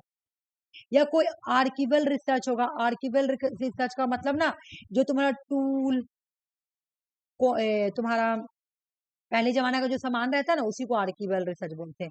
ओरल हिस्ट्री, आर्टिफैक्ट एनालिसिस मतलब कॉइन, कॉइन हो गया तुम्हारा, फोर्ट हो गया, किला, ये सब, रिलिक्स, एक्चुअरीज, ये सब का स्टडी करेंगे हम प्राइमरी डेटा में, ठीक है। प्राइमरी और सेकेंडरी डेटा यूज करके हम हिस्टोरिकल रिसर्च करते हैं। जहां क्वेश्चन में हम देखें प्राइमरी एंड सेकेंडरी है हिस्टोरिकल रिसर्च, जहां हम क्वेश्चन में देखें क्रिटिसिज्म लिखा हुआ हिस्टोरिकल रिसर्च। अच्छा, सेकेंडरी जब डेटा यूज करेंगे तो मैं क्या क्या करूंगी? मैं टेक्स्ट बुक से पढ़ूंगी, मैं जर्नल पढ़ूंगी, मैं आर्टिकल पढ़ूंगी, मैं एकेडमिक पेपर पढ़ूंगी, यहाँ से डेटा लूंगी। और उसके बाद मैं इंटरनल क्रिटिसिज्म भी करूंगी, है ना, कि कौन कौन क्रेडिबिलिटी है, कौन ऑथेंटिक है, कौन एक्यूरेसी है सोर्स, है ना। मैं क्रिटिसिज्म करके देखूंगी, है ना, कि कौन सही बोला कौन गलत। मान ले कोई गलत लिखे गया तो मैं उसको बोलूंगी कि नहीं ये पर्सन तो गलत लिखा, ठीक है। अच्छा, ऑब्जेक्टिव्स क्या है? अननोन इवेंट को डिस्कवर करना, ठीक है ना। कॉज एंड इफेक्ट में रिलेशनशिप देखना, बस। प्राइमरी एंड सेकेंडरी डेटा इसका कीवर्ड है। पास्ट इवेंट का स्टडी करना। पास्ट आ गया एग्जाम में, हिस्टोरिकल रिसर्च हो गया। प्राइमरी सेकेंडरी आ गया, हिस्टोरिकल हो गया। इंटरनल क्रिटिसिज्म आ गया, हिस्टोरिकल रिसर्च हो गया। चलो, अब ये हो गया कंप्लीट। दूसरा स्टार्ट करें। Narrative research. नरेटिव रिसर्च का कीवर्ड है स्टोरीज। अगर तुम देखी मेरा क्वेश्चन में स्टोरीज लिखा हुआ है, अब पूछा बताओ ये कौन सा रिसर्च है? नरेटिव्स। चलो मैं बता रही हूँ। तुम लोग यूएनओ का एक नादिया मुराद। नादिया मुराद को तुम लोग जानती हो? नादिया मुराद नहीं जानती हो, हम जानते हैं। नादिया मुराद मैं स्टोरी बताई थी नादिया मुराद के बारे में। यूएनओ में वो आके अपना स्टोरी बताती है। क्या बताती है? नादिया मुराद जो थी ना, इसको आईएसआई आईएसआई जो रहता है ना, आईएसआई जो तुम्हारा सीरिया में है, ठीक है, जो टेररिस्ट ग्रुप है, ये लोग क्या किया था, इसको पकड़ लिया था नादिया मुराद को, ठीक है। नादिया मुराद की फैमिली थी, इसके साथ इसकी ब्रदर, ठीक है, ब्रदर, मम्मी, पापा, सब कोई थे उसके साथ में, ठीक है, और नादिया मुराद भी थी। तो यूएनओ में सब स्टोरी बताई थी। ये जो स्टोरी बता रही ना यूएनओ में, वो नरेटिव रिसर्च है, ठीक है ना। ये क्या बोली यूएनओ में नादिया मुराद, तुम अभी भी देख सकते हो यूट्यूब पे इसका होगा, ठीक है। नादिया मुराद यूएनओ में बताती है कि मेरे आंखों के सामने जो आईएसआई वाला लोग था ना, मेरे भाई को मार दिया, मेरे आंखों के सामने मेरे मम्मी को मार दिया, मेरे पापा को मार दिया, मेरा कोई नहीं, मैं दुनिया में सब खत्म हो गया। उसके बाद मेरे साथ मुझे मुझे ले गया गया और ले जाकर मेरे साथ रेप किया गया, ठीक है। रेप करने के बाद उसके हाथ में हथकड़ी बांधा, हथकड़ी लगाया, वो भी कैसा हथकड़ी, जैसे जानवर लोगों को लगाया जाता है, ठीक है। हथकड़ी लगा के उसको बाजार में जाके बेचा गया, जैसे जानवर लोगों को क्या कहता है, बांध कर बाजार में बेचा जाता है ना, उसी तरह से नादिया मुराद का गला में सिक्का डाल के उसको जाके बाजार में बेचा गया। और बेचकर जब उसको बेच दिया गया ना, तो जो आदमी लोग उसको खरीदा, बोले मेरे साथ हर दिन कितने आदमी मेरे साथ रेप कर रहा था, ठीक है, हर दिन कितने आदमी मेरे साथ रेप कर रहा था, ठीक है। ये स्टोरी सुनाई, कहाँ सुनाई? यूएनओ में सुनाई, यूएनओ में। तो ये जो स्टोरी सुना रही ना, ये नरेटिव रिसर्च है, ये नरेटिव रिसर्च है। देखो वो यूएनओ में सुनाई, कितने लोग उसे वो स्टोरी सुने होंगे, जो लिख रहे होंगे आईएसए के बारे में, कोई रिसर्च कर रहे होंगे उस टाइप का, है ना, टेररिस्ट के बारे में। तो नादिया मुराद का वाला स्पीच जरूर लिखा होगा अपने रिसर्च में कि आईएसआई ऐसा किया था नादिया मुराद के साथ। वो यूएनओ में आके अपना स्टोरी बताती है, सब स्टोरी बता रही है, तो ये हो गया नरेटिव रिसर्च, ठीक है। नादिया मुराद से ही रखना कि नादिया मुराद ने यूएन में स्टोरी बताई तो नरेटिव रिसर्च हो गया, मतलब वो बता रही है और यूएन में सारे लोग सुन रहे थे बैठ के, वो बता रही थी, रो रो कर बता रही थी पूरा अपना स्टोरी, और सारे लोग यूएन में जितने भी लोग मेंबर मौजूद थे सारे सुन रहे थे, ठीक है। तो इसको हम लोग क्या बोलेंगे? इसको हम लोग बोलेंगे तुम्हारा नरेटिव रिसर्च। और यहाँ पे इंडिविजुअल लेवल पे होता है। बोलो कैसे? नादिया मुराद तो अकेला स्टोरी सुना रही थी, ऐसा नहीं तो बहुत सारे लोग मिलकर स्टोरी सुना रहे थे ना। नादिया मुराद सुना रही थी तो इसलिए हो गया ये तरह तुम्हारा इंडिविजुअल, ये नरेटिव रिसर्च। नरेटिव रिसर्च का टाइप क्या है? देखो यहाँ पे लिखा हुआ है, narrative research involve collecting analysing narratives. यहाँ पे जो डेटा कलेक्ट किया जाता है ना, नरेटिव टाइप में, स्टोरी टाइप में, टोल्ड बाय इंडिविजुअल, कोई इंडिविजुअल अपना एक्सपीरियंस बताता है। तो नादिया मुराद अपना एक्सपीरियंस ही बता रही थी कि आईएसआई ने उसके साथ क्या किया था, बिल्कुल जानवरों से भी बदतर उसके साथ सलूक किया था, वो बता रही थी, ठीक है। वो अपना एक्सपीरियंस बता रही थी कि वो लोग औरतों के साथ क्या करता है, ठीक है। Types of narrative research, life histories के बारे में बताना अपना, ठीक है। पर्सनल नरेटिव्स के बारे में बताना, ठीक है। जैसे कि long form story covering entire life span, तुम्हारा जिंदगी कैसे गया। जैसे तुम देखोगे संजय दत्त का जो बायोपिक मूवी आया, वो सब क्या है? लाइफ स्टोरी, है ना। इस तरह को बोलते हैं हम लोग नरेटिव, है ना। नरेटिव में आ गया लाइफ स्टोरी बताना। पर्सनल एक्सपीरियंस, जैसे नादिया मुराद जो बताई, बहुत ही इमोशंस, है ना, इस टाइप का स्टोरी। उसके बाद ऑटो एथनोग्राफिक का मतलब story written by the researcher, about their on experience, अपने एक्सपीरियंस के बारे में रिसर्चर खुद बता रहा है। अब यहाँ पे मैं बता रही हूँ, सुनो। रिसर्चर कहीं पे गया और वहां पे वो देखकर खुद से बता रहा, तो उसको बोलेंगे ऑटो एथनोग्राफिक रिसर्च, ठीक है। और ये इंडिविजुअल लेवल पे होता है, ये इंडिविजुअल लेवल पे होता है, ब्रॉड लेवल पे नहीं होता है। कोई कोई एक पर्सन जो है ना, वो पर्सनली उसको जाके एक्सपीरियंस करता है, ठीक है। वो पर्सन जाके पर्सनली उस चीज को, जैसे नादिया मुराद को जब आईएसआई पकड़ा था, तो वो पर्सनली उस चीज को एक्सपीरियंस की थी। तो ये इंडिविजुअल लेवल पे होता है, ठीक है। एक सेकंड रुको, बस मैं फौरन खाली बटन टिप के आ रही हूँ, चार्ज लगा हुआ है। उसके बाद आके मैं केस स्टडी पढ़ा रही हूँ।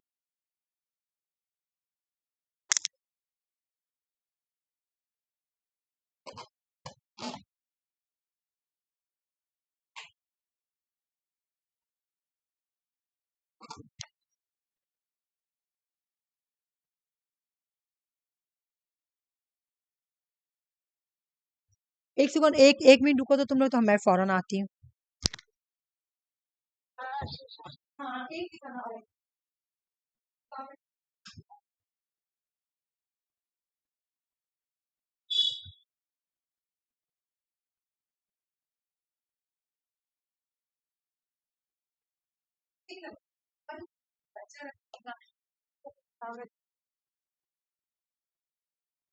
मैंने उनको भेजे, देखने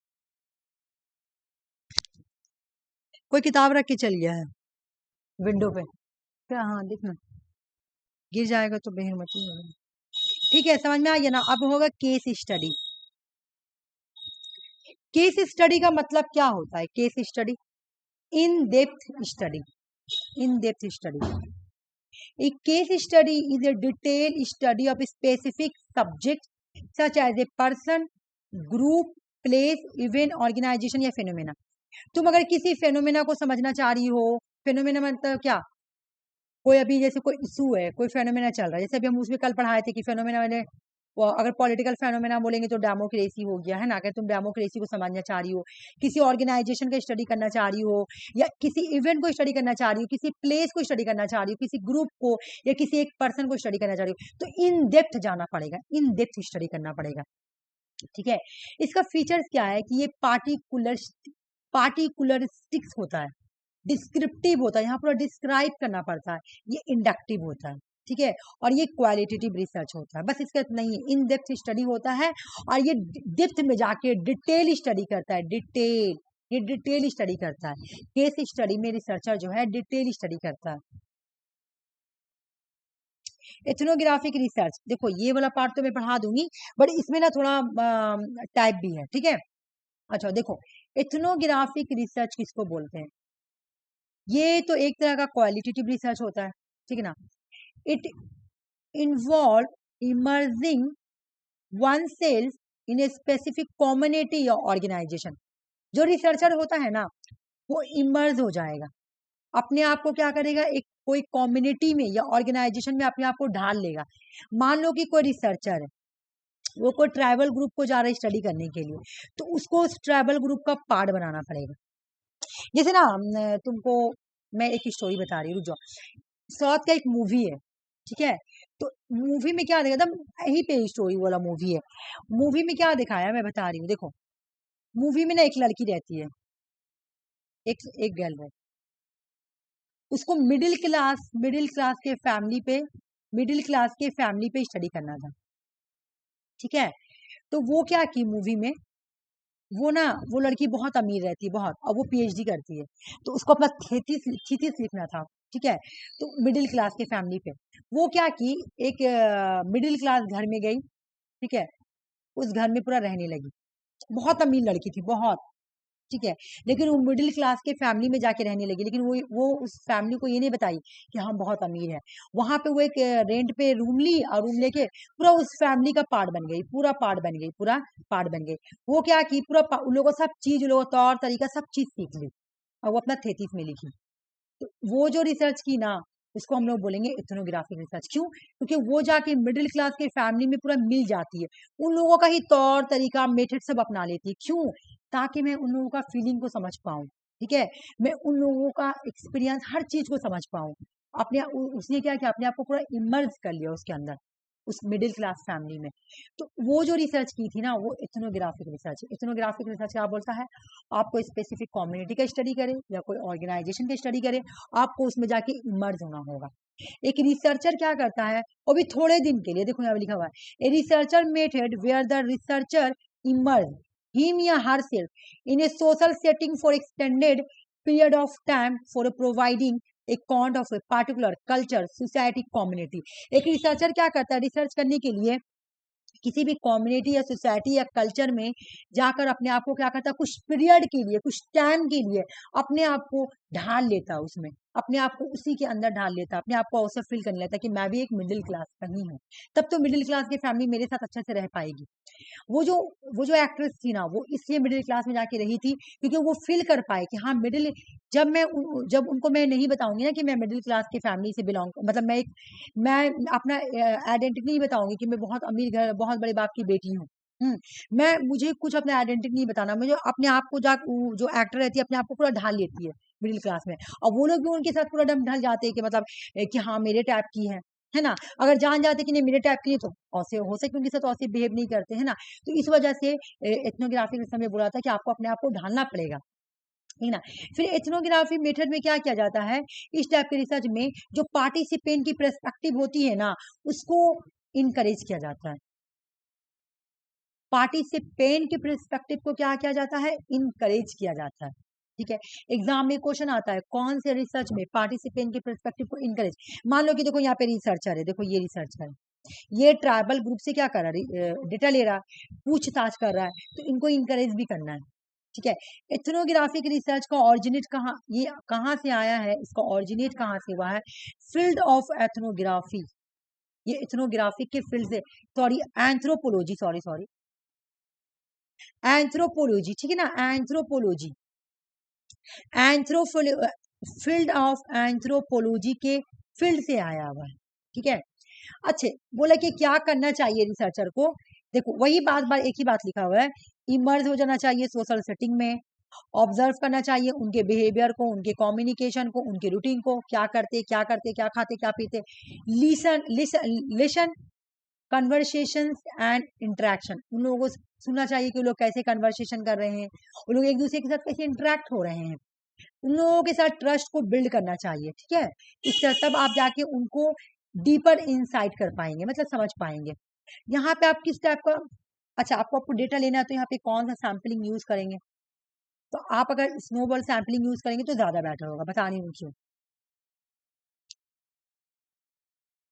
स्नोबॉल सैम्पलिंग में क्या होता है तुम्हारा, हम एक से डेटा लिए तो दूसरा उसका बात बताएगा, फिर उसको तीसरा करो, तो उसी तरह इथनोग्राफिक रिसर्च में हम इससे पूछे तो बोलेगा आप उससे भी पूछ सकते हैं, आप उससे भी पूछ सकते हैं, आप उससे भी पूछ सकते हैं, इस तरह से बोल सकते हैं ना।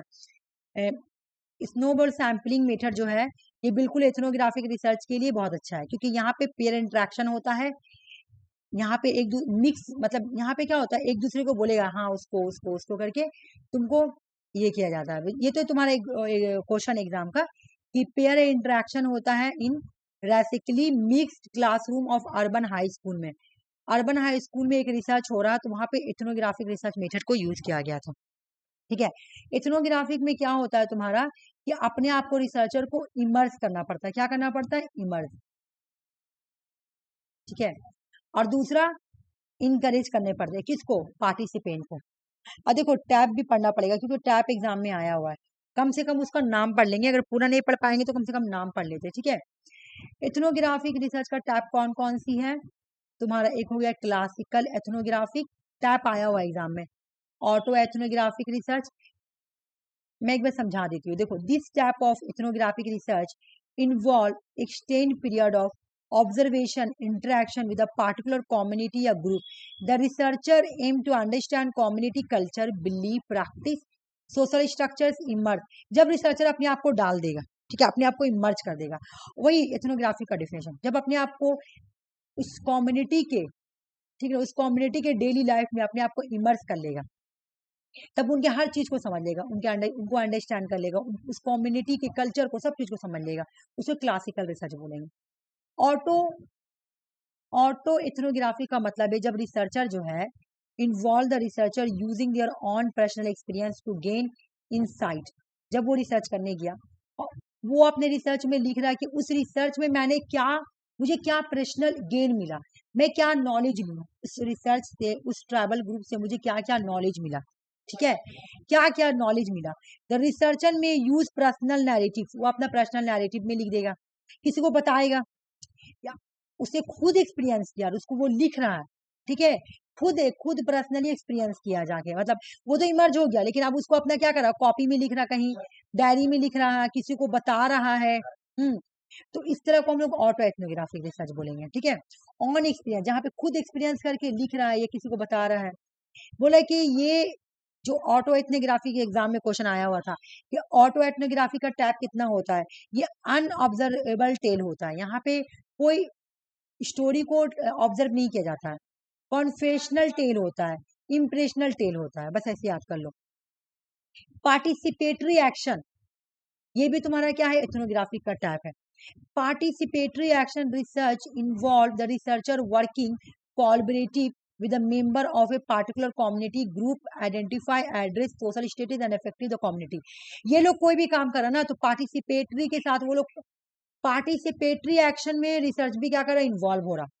पार्टिसिपेट कौन, ट्रैवल ग्रुप लोग कौन है, पार्टिसिपेट, तो वो लोग जो भी एक्शन कर रहे हैं ना, जो भी काम कर रहे हैं ना, तो रिसर्चर उन लोगों के साथ कोलैबोरेट कर रहा, काम कर रहा साथ में। कोलैबोरेट क्या मतलब, क्या, उन लोगों के साथ, उन कम्युनिटी, उन ग्रुप के साथ मिलकर काम कर रहा। तो ये हो गया participatory action research. Virtual ethnography का मतलब होता है तुम्हारा ऑनलाइन, जब ऑनलाइन स्टडी करेंगे। Virtual ethnographic involve the use of online digital media study of particular community या कल्चर, जब मैं किसी भी कम्युनिटी या कल्चर को ऑनलाइन स्टडी कर रही हूँ, ठीक है। द रिसर्चर में यूज सोशल मीडिया को यूज कर रहा है रिसर्च करने के लिए, है ना, ऑनलाइन प्लेटफॉर्म यूज कर रहा है, तो वो हो गया virtual ethnographic research. Critical ethnographic research का मतलब क्या है कि जब critically ethnographic aim to expose power imbalance social inequality within the particular community culture, the research may be use their observation to critics dominant culture narrative to identify opportunity for social change. जैसे वहां पे वो कहीं research करने गया, ठीक है ना, वहां पे उसको इनबैलेंस मिला, सोशल इनइक्वालिटी ठीक नहीं है, पावर इनबैलेंस है, ठीक है, कम्युनिटी में चेंजिंग लाना, तो उसको बोलेंगे क्रिटिकल एथनोग्राफिक। खाली टाइप याद कर लेना बाकी। एडवांटेज देखो क्या है, एडवांटेज बोला कि डायरेक्ट एक्सेस टू, अच्छा एथनोग्राफिक रिसर्च क्या होता है, तो एथनोग्राफिक रिसर्च में वर्चुअल में हम देखें ऑनलाइन हो रहा, बाकी सब जगह तो जाकर ही कर रहा, तो यहाँ पे तुमको डायरेक्ट एक्सेस कल्चर प्रैक्टिस, तुम जैसे मैं आशीष सर का हमेशा एग्जांपल देती हूँ, तुम्हारा इसका आरसी को पढ़ाती थी, तो आशीष सर ना नेपाल पे गए थे रिसर्च करने के लिए, नेपाल के एथनिक सिटी पर, तो सर बता रहे थे कि जब मैं नेपाल पे रिसर्च करने गया तो मुझे नेपाली लैंग्वेज को सीखना पड़ा। क्यों, तब तो जाके मैं उन लोग से डेटा ले पाऊंगा, तब तो मैं उनके कल्चर को समझ पाऊंगा, जब मैं नेपाल का लैंग्वेज सीखूंगा, नेपाली लोगों से मुझे बात करने के लिए वहां का लैंग्वेज सीखना पड़ा, सर बोल रहे थे, ठीक है। तो वही बोले कि अब सर जब नेपाल गए तो डायरेक्ट वहाँ का को डायरेक्ट एक्सेस हो गया उनके कल्चर के बारे में, उनके प्रैक्टिस के बारे में, उन्होंने अपनी आंखों से देखा कि नेपाली लोग क्या क्या करते हैं, उनका कल्चर क्या है, ठीक है ना। यहाँ पे जो सर को जो डेटा मिला ना, ऑथेंटिक डेटा मिला, रिच डेटा मिला, क्योंकि सर ने खुद से जाकर लिया है, ठीक है। ओपन एंड फ्लैक्सीबल मेथड उनको मिला एक तरीके से वहां पे, ये एडवांटेज है एथनोग्राफिक में, ये एक फ्लैक्सीबल मेथड है और ये एक ओपन मेथड है। यहाँ पे becoming emerge the social environment, sir जब नेपाल पे रिसर्च करने गया तो वो अपने आप को पूरा मर्ज कर लिए, वहां का लैंग्वेज सीखी, ठीक है। You may have access to more authentic information, तुमको जब तुम वहां पे नेपाल पे जाओगी, ठीक है ना, तुम जाकर डेटा ले रही हो तो वो डेटा तो तुमको ज्यादा ऑथेंटिक मिलेगा, है ना, स्पॉन्टेनियसली मिल रहा, मतलब उसी वक्त तुमको मिला, तुम उसी वक्त उसको ऑब्जर्व कर पा रही हो, है ना। तो ये बहुत अच्छा, इसका एडवांटेज क्या है कि यहाँ पे डायरेक्ट एक्सेस मिल जाता है, डेटा ऑथेंटिक होता है, ओपन और फ्लेक्सिबल मेथड है, यहाँ पे रिसर्चर इमर्ज हो जाता है तो इन्फॉर्मेशन भी ऑथेंटिक होता है, ठीक है। ये एथनोग्राफी का तुम्हारा एडवांटेज है, मतलब वो एथनोग्राफी बहुत बड़ा है, बाकी छोटा छोटा आएगा, ज्यादा बड़ा नहीं। फिनोमेनोलॉजी का है, ये क्वालिटेटिव रिसर्च है, मैं कल भी पढ़ाई थी, ये क्वेश्चन भी आता है, क्वालिटेटिव रिसर्च है, इसका कीवर्ड याद करो, phenomenological research originated in the field, कौन से फील्ड से आया, फिलोसफी फील्ड से। हम लोग पढ़ाए थे फिलोसफिकल अप्रोच में, हम पढ़ाए थे कि फिलोसफिकल अप्रोच क्या है, फिलोसफी को जानना, क्वाइस फॉर विजडम, ठीक है ना। तो वही फिनोमिनोलॉजी, किसी फिनोमिनोलॉजी को समझना, जैसे डेमोक्रेसी का स्टडी करना, सिटीजनशिप का स्टडी करना, मैं बताई थी जब ट्रेडिशनल अप्रोच पढ़ा रही थी तो, ठीक है ना। फिनोमिनोलॉजी जो होता है ना, ये क्वालिटेटिव होता है, यहाँ पे लोगों का खुद का लाइव एक्सपीरियंस होता है, वही आके वो एक्सप्लेन करता है अपना फिलोसफी वे में। यहाँ इंडिविजुअल बेस एक्सपीरियंस होता है, ठीक है। और an analysis of the subject life for the meaning and the focus of the phenomenology, मतलब क्या फेनोमिनोलॉजी खुद से एक्सपीरियंस किया और उसी के बारे में बता रहा है, ठीक है।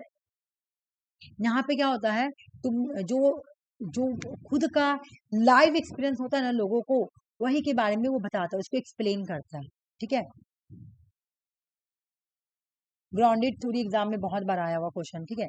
ग्राउंडेड थ्योरी को ज्यादा याद नहीं करना पड़ेगा, मैं बता दूं क्या क्या करना है। देखो ग्राउंडेड थ्योरी जीरो लेवल का स्टडी करते हैं, बस जीरो लेवल। अगर एग्जाम में क्वेश्चन आए कौन सा रिसर्च में हम लोग जीरो लेवल से स्टडी करते हैं, ग्राउंडेड लेवल। अब देखो समझो कैसे, grounded theory is a qualitative research method that aim to generate theory based on the data or the grounded empirical reality of the research context। यहाँ पे हम लोग स्टार्ट करते हैं ग्राउंड लेवल से, ठीक है। देखो क्या करते हैं, कांस्टेंट कंपैरिजन करते हैं, core tool and the method use grounded theory it involve comparison.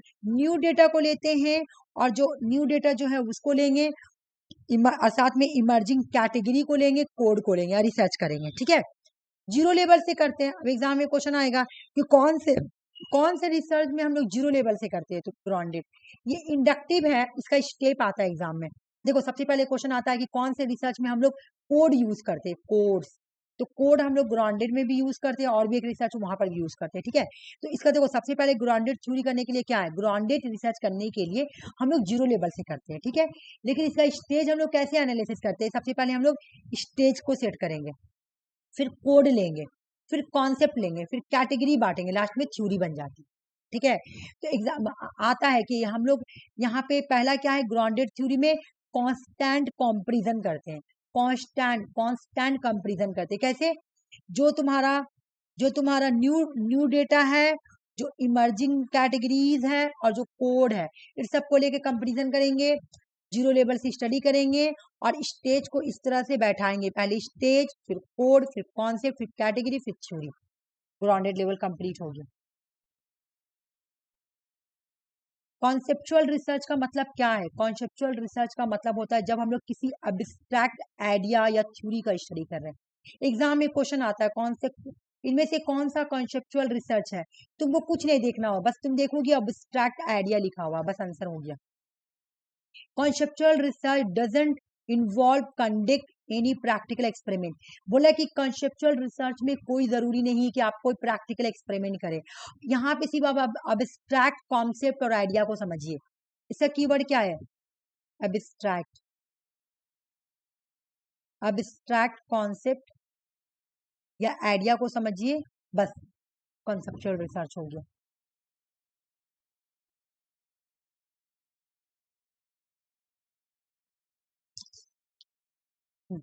ये वाला, ये कौन सा रिसर्च है, अच्छे मैं यहाँ पे हेडिंग नहीं दी, बस ये लास्ट टैब है, बस हो गया रिसर्च का टैब खत्म। और टैब में ना बहुत सारा चीज कवर हो गया, ठीक है, बहुत सारा चीज कवर हो गया। कंटेंट एनालिसिस हम लोग एक बार पढ़ेंगे। कंटेंट एनालिसिस एग्जाम में बहुत बार आता है।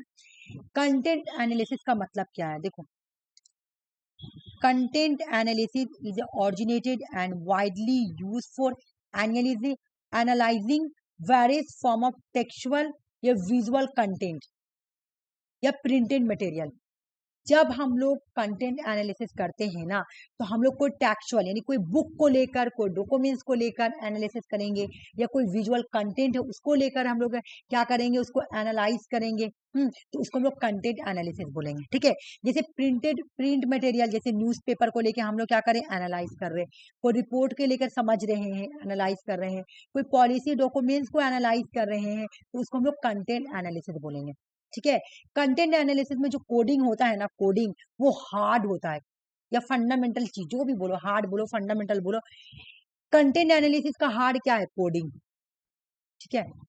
कोडिंग मतलब क्या, कोडिंग बताएगा, पहले स्ट्रक्चर करो, फिर कैटेगरीज बनाओ, फिर क्वालिटी डेटा लो, ये कोडिंग इस तरह से करना, structure, categories, quality, quantity data या क्वालिटी डेटा जो भी लो, इस तरह से बताएगा, ठीक है। इसमें एक चीज पॉसिबल नहीं, जो इसका डिसएडवांटेज है, इट इज ऑलमोस्ट इम्पॉसिबल। क्या इम्पॉसिबल भाई? यहाँ पे कोडिंग मैनुअल नहीं ले सकते हैं, कोडिंग जो करना होगा वो मैनुअल मतलब हाथ से नहीं कर सकेंगे, ठीक है ना, ये इसका डिसएडवांटेज है, ठीक है। कंटेंट एनालिसिस क्या है? कंटेंट एनालिसिस में हम टेक्स्ट को एनालाइज करते हैं, विजुअल कंटेंट को एनालाइज करते हैं, प्रिंट मटेरियल को करते हैं एनालाइज। इसमें जो कोडिंग होता है वो कंटेंट एनालिसिस का हार्ड होता है, ठीक है। इसका एक बड़ा एडवांटेज समझेंगे, जो रेड वाला याद करेंगे। कंटेंट एनालिसिस में ट्रांसपेरेंसी होना बहुत जरूरी है, होता भी है, होता भी है। बोलो कैसे? जब हम कंटेंट एनालिसिस करते हैं तो सिस्टमेटिक तरीके से करते हैं, ये रेप्लिकेबल होता है, ठीक है। इट अलाउ अदर रिसर्चर, मतलब जो काम ये हो गया उसको दूसरा रिसर्चर यूज कर सकता है, ठीक है। दूसरा कोई चेक भी कर सकता है कि रियलेबिलिटी है कि नहीं।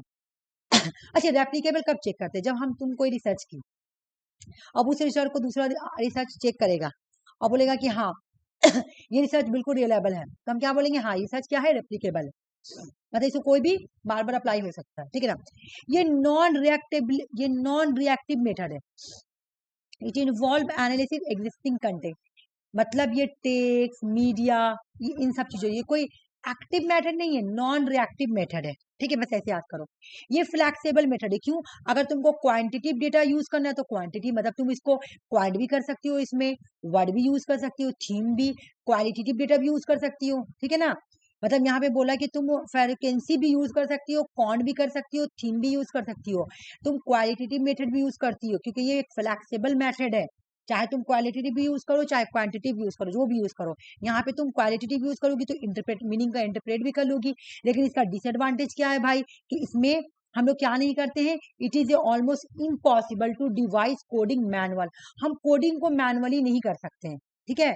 अच्छा, ये क्वेश्चन कंप्लीट हो, ये पूरा कंप्लीट हो गया रिसर्च का टैब। अब तुम लोगों ना क्वेश्चन करना, रुक जाओ।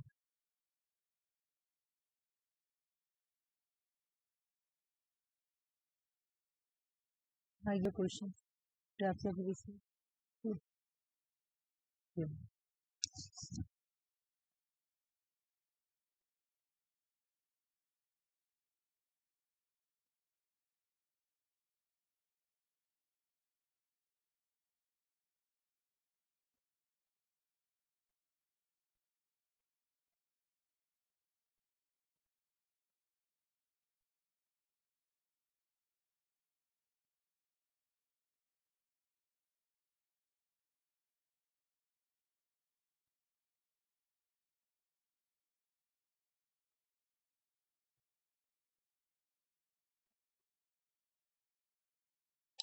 ये वाला करो।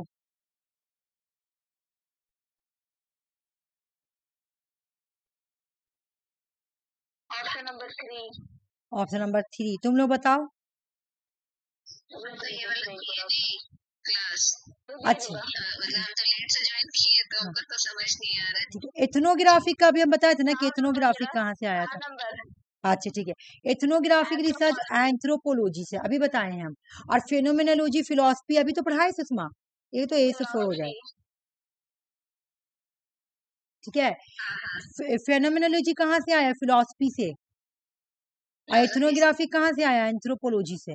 बस यही दो याद कर लो ना, ठीक है।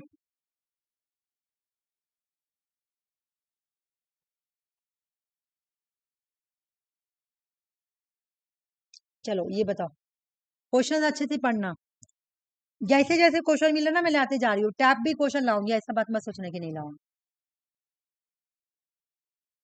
मैक्सिमम बायस कहाँ होता है? मैक्सिमम बायस, स्नोबॉल सैम्पलिंग। हाँ देखो, प्रोबेबिलिटी सैम्पलिंग एक बार मैं समझा दे रही हूँ, रुको।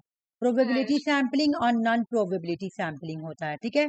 तो जो प्रोबेबिलिटी सैम्पलिंग होता है वो क्या होता है? मिनिमम या लीस्ट बायस होता है, या मिनिमम बायस होगा, है ना। तो प्रोबेबिलिटी का टाइप कौन कौन सा है? सैंपल, रैंडम, स्ट्रैटिफाई और क्लस्टर। और मैक्सिमम बायस कौन होता है? क्योंकि यहाँ पे हम मतलब मर्जी से डेटा लेते हैं, हाँ, यहाँ पे हम लोग मर्जी से डेटा लेते हैं, तो मैक्सिमम कौन हुआ? स्नोबॉल सैम्पलिंग, ठीक है। अब यहाँ पे अगर तुम्हें मैं ये पूछूंगी कि बताओ मिनिमम बायस कौन होता है? मिनिमम, अब आंसर बताओ, बताओ। ये प्रोबेबिलिटी वाला हो जाएगा। हाँ, सैंपल, स्ट्रैटिफाई, क्लस्टर तीनों हो जाएगा। हो गया सर्टिफाइड हाँ क्लस्टर। हाँ बिल्कुल।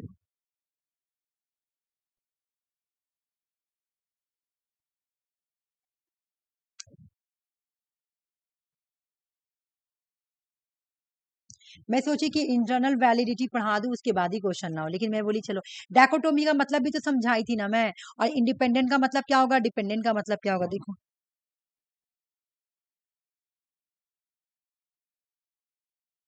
Option number 3। अच्छा ठीक है देख। आप बता रहे हैं। हाँ 3 नंबर। चलो आओ बताते हैं। अंजलि नहीं बताएगी? हाँ ठीक है आ जाओ। देखो डायकोटोमी का मतलब होता है सेपरेट, ये तो मैं पढ़ाई भी थी कि दो चीज को बांटना, हाँ सेपरेट करना, ठीक है। इंडिपेंडेंट वेरिएबल तुम्हारा हो गया, ये हो गया तुम्हारा causal impact and other variable, और सी का 1 हो गया causal influence by another variable,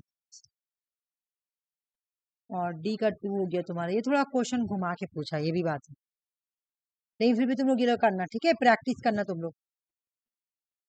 चलो ये वाला ये सुषमा क्लास नहीं देखोगी, लेकिन अंजलि तुमको इसका आंसर बताना पड़ेगा, अभी हम बहुत बताए बोला। बोला इसमें कौन कौन, आरसी भी बता लेगी। एक जैसा कौन कौन है एक जैसा? Option number 3। अंजलि बताओ, अंजलि है क्लास में? नहीं शिवा। हाँ लॉन्गिट्यूडनल पैनल कोहर्ट बीसीडी हाँ 4 नंबर। अभी हम पढ़ाए हैं ये वाला, हम बता दे रहे, रुक जाओ देखो। हाँ अभी हम ऊपर पढ़ाए हैं तो ये देख लेना, लैग्नीट्यूडनल जो होता है ना, इसका 3 टाइप है। हाँ इसका हम 3 टाइप बताए थे ना, एक तुम्हारा बताए थे पैनल स्टडी, एक बताए थे तुम्हारा कोहर्ट स्टडी,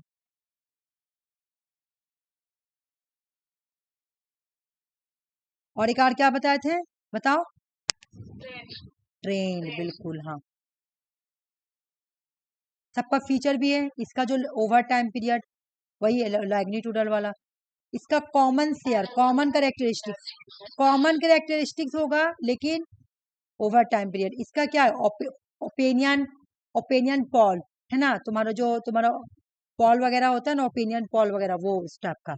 तो हो गया आंसर, क्या बोल रहे तुम्हारा लाइकली एक जैसा कौन है, तो बी सी डी, ठीक ना। इसका भी 2 टाइप बताए थे हम,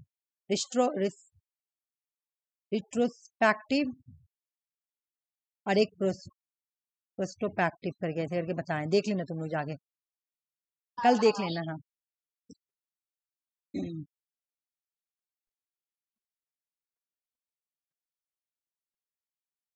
मैं इसलिए लाई ना, कल तुम लोग ये आंसर बताने में कंफ्यूज थी, इस वजह से मैं आज दोबारा लाई हूँ। अच्छे से देखो और बनाओ।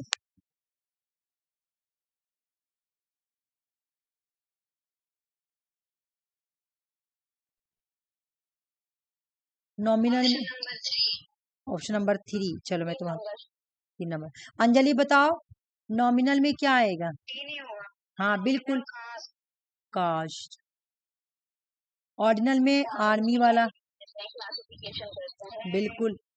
हाइट किस में आता है? सॉरी हाइट 2 में आएगा, सॉरी सॉरी, ये रेशियो वाला हाइट हो जाएगा, देखो मैं खुद कंफ्यूज हो जा रही, रुक जाओ। यहाँ पे ना तुम्हारा जो रेशियो है ना वो हाइट हो जाए, और इंटरवल हो गया डे ऑफ टाइम, ठीक है।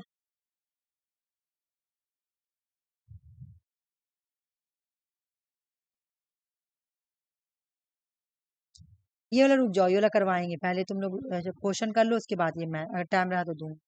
लो ये क्वेश्चन करो, लिस्ट बायस।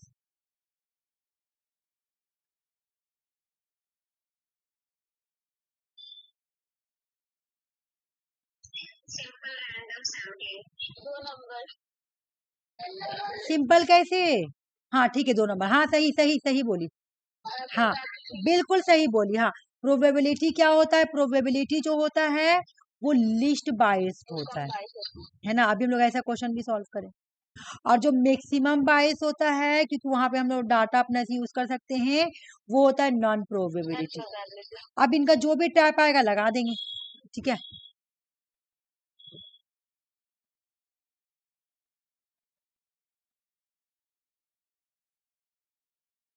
नहीं, ये वाला भी मैं हटा रही हूँ, इसको थोड़ा समझाएं। ये करो, ऑनलाइन में पढ़ाई थी, ये ऑनलाइन है, ऑनलाइन डेटा, वेब बेस्ड मतलब ऑनलाइन।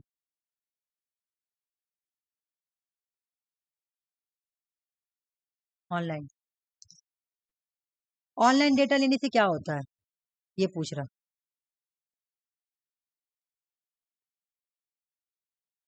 मैं जब तुम लोगों को पढ़ाई थी तो ये भी पढ़ाई थी कि ऑनलाइन डेटा लेने से क्या, नहीं तो जाके तुम्हें वीडियो नहीं देखी। 2 नंबर।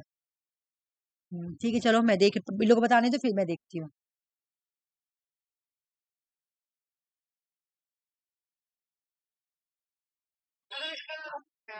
बेनिफिट बताना है कि लॉस?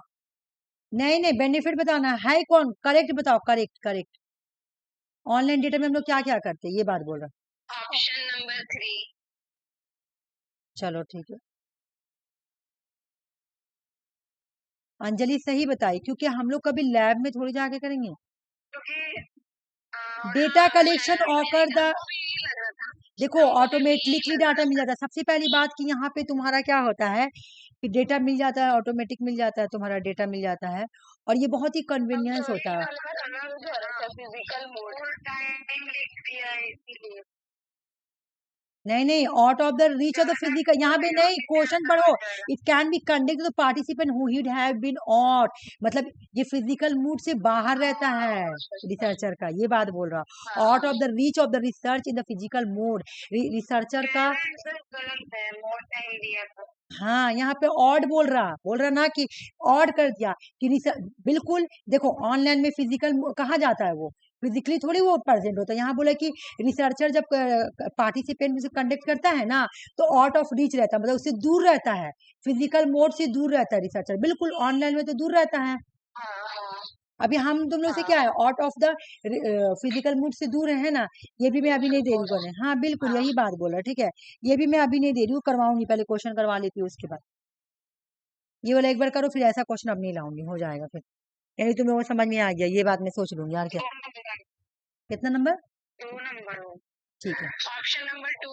बिल्कुल एक ही से तो बन जा रहा तुम्हारा। सही है। सही है, हाँ सही, हो जाएगा नॉमिनल। हाँ सही। ये करो, क्वांटिटेटिव, ये सब 2024 का क्वेश्चन है। ये थे हम लोग। नहीं, ये अलग है, ये अलग है, रेप्लीकेशन कल कहाँ था।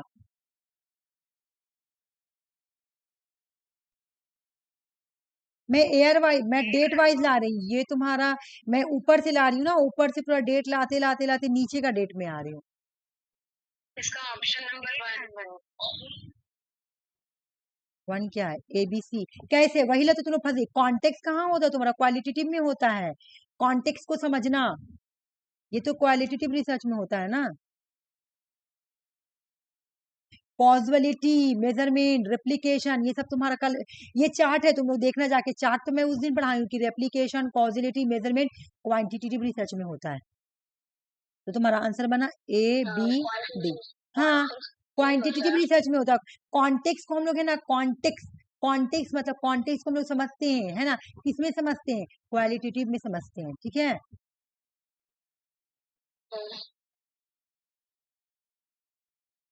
कंटेंट एनालिसिस के बारे में देखो, ये वाला छोटा कर देगी, रुक जाओ। तुम लोग अब स्क्रीन ठीक दिखता है ना बड़ा बड़ा, क्योंकि आप तो ऐसे क्लास करवा रही है ना। देखो क्वेश्चन सॉल्व करो, बहुत हल्का क्वेश्चन है, सॉल्व करने, एक मिनट छोटा कर दे रही हूँ। ओ ऑप्शन चला गया, रुको रुको, नीचे वाला ऑप्शन ना ई हो गया, मैं लिख दे रही हूँ। ए, ए है, बी है, और डी है, ए बी डी, हाँ ए बी डी है। मैं अपना नाम वाला डाली ना तो बस हट गया। Option number 3। 3 नंबर। ठीक है, और तुम लोग बोलो। मैं क्या बोली थी कि कंटेंट एनालिसिस में हम लोग क्या करते हैं, तुम्हारा प्रिंट टेक्स्ट डॉक्यूमेंट्स को एनालिसिस करते हैं, बिल्कुल ट्रांसपेरेंसी होती है, जबकि यहाँ पे बोला कि लैक ट्रांसपेरेंसी है ना। कोडिंग एक क्रूशियल रोल करता है, बिल्कुल बहुत ही हार्ड है भाई। यहाँ पर तुम्हारा कोडिंग मैनुअल इम्पॉसिबल है ना, it is almost impossible to devise coding manual, मतलब यहाँ पे कोडिंग मैनुअल जो है ना वो मतलब तुम्हारा पॉसिबल नहीं है, कोडिंग मैनुअल, जो कि इसका डिसएडवांटेज भी है।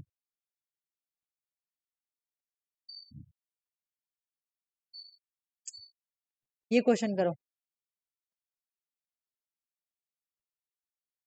कंटेन एनालिसिस से ही है। अच्छा एडवांटेज पूछ रहा है, देख लेना, एडवांटेज पूछ रहा है, क्वेश्चन देख के समझना, एडवांटेज पूछ रहा है।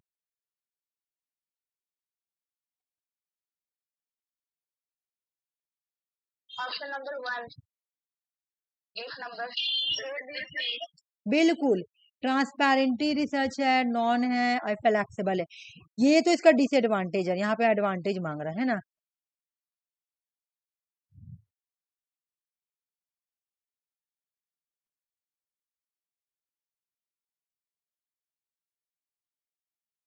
क्वेश्चन सॉल्व करो, ग्राउंडेड थ्योरी में क्या होता है, ये कौन सा टूल यूज किया जाता है।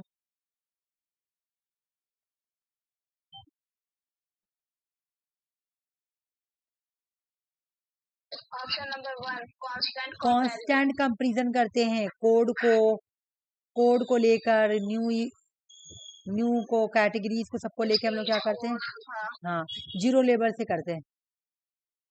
अच्छा ये हो गया तुम्हारा कंप्लीट, ये वाला मैथ बनाओ, मैं निकाल रही हूँ। चला गया मैं,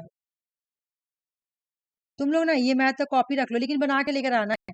तुम लोग ना ये हो जाती हो, क्या नाम है, मैं भूल जाती हूँ, तो तुम लोग मुझे याद भी नहीं दिलाती। भूल जाते हैं, तो नहीं भूलना नहीं है, ये इम्पोर्टेंट। ये ना ये अच्छे से माइंड फ्रेश में बनाना है। कहाँ गया क्वेश्चन बाबा, ये ना माइंड फ्रेश में ही बनेगा, नहीं नीचे चला गया था। हाँ, एक क्वेश्चन था बहुत अच्छा,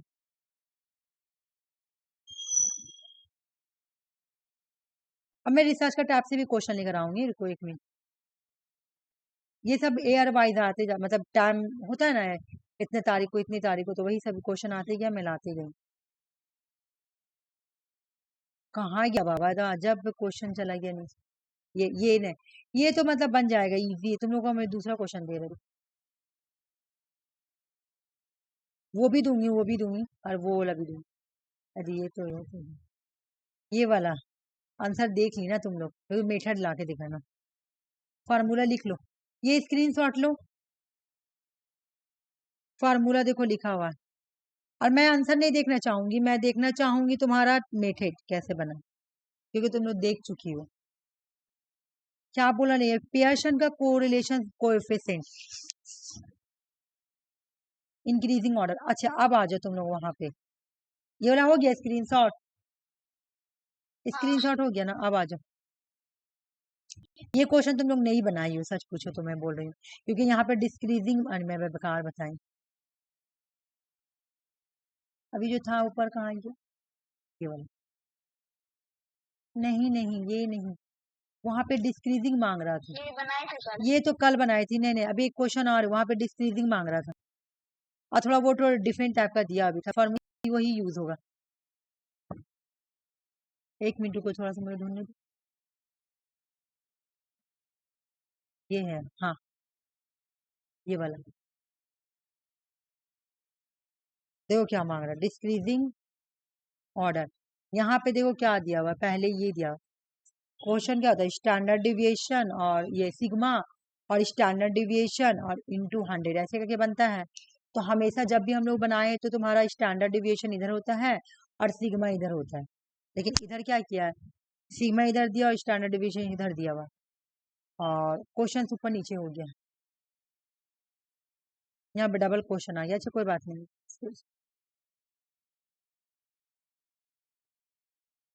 तो जैसा हम लोग का फॉर्मूला है उसी हिसाब से बैठाया बस गया वही फॉर्मूला बैठेगा जो अभी मैं लिखी हूँ, ना।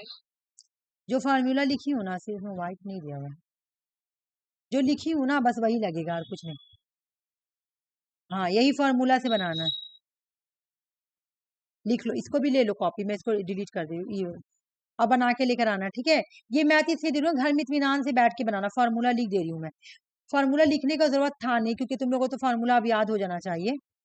क्या बोला, कोएफिशिएंट ऑफ वेरिएशन का फॉर्मूला तुम्हारा,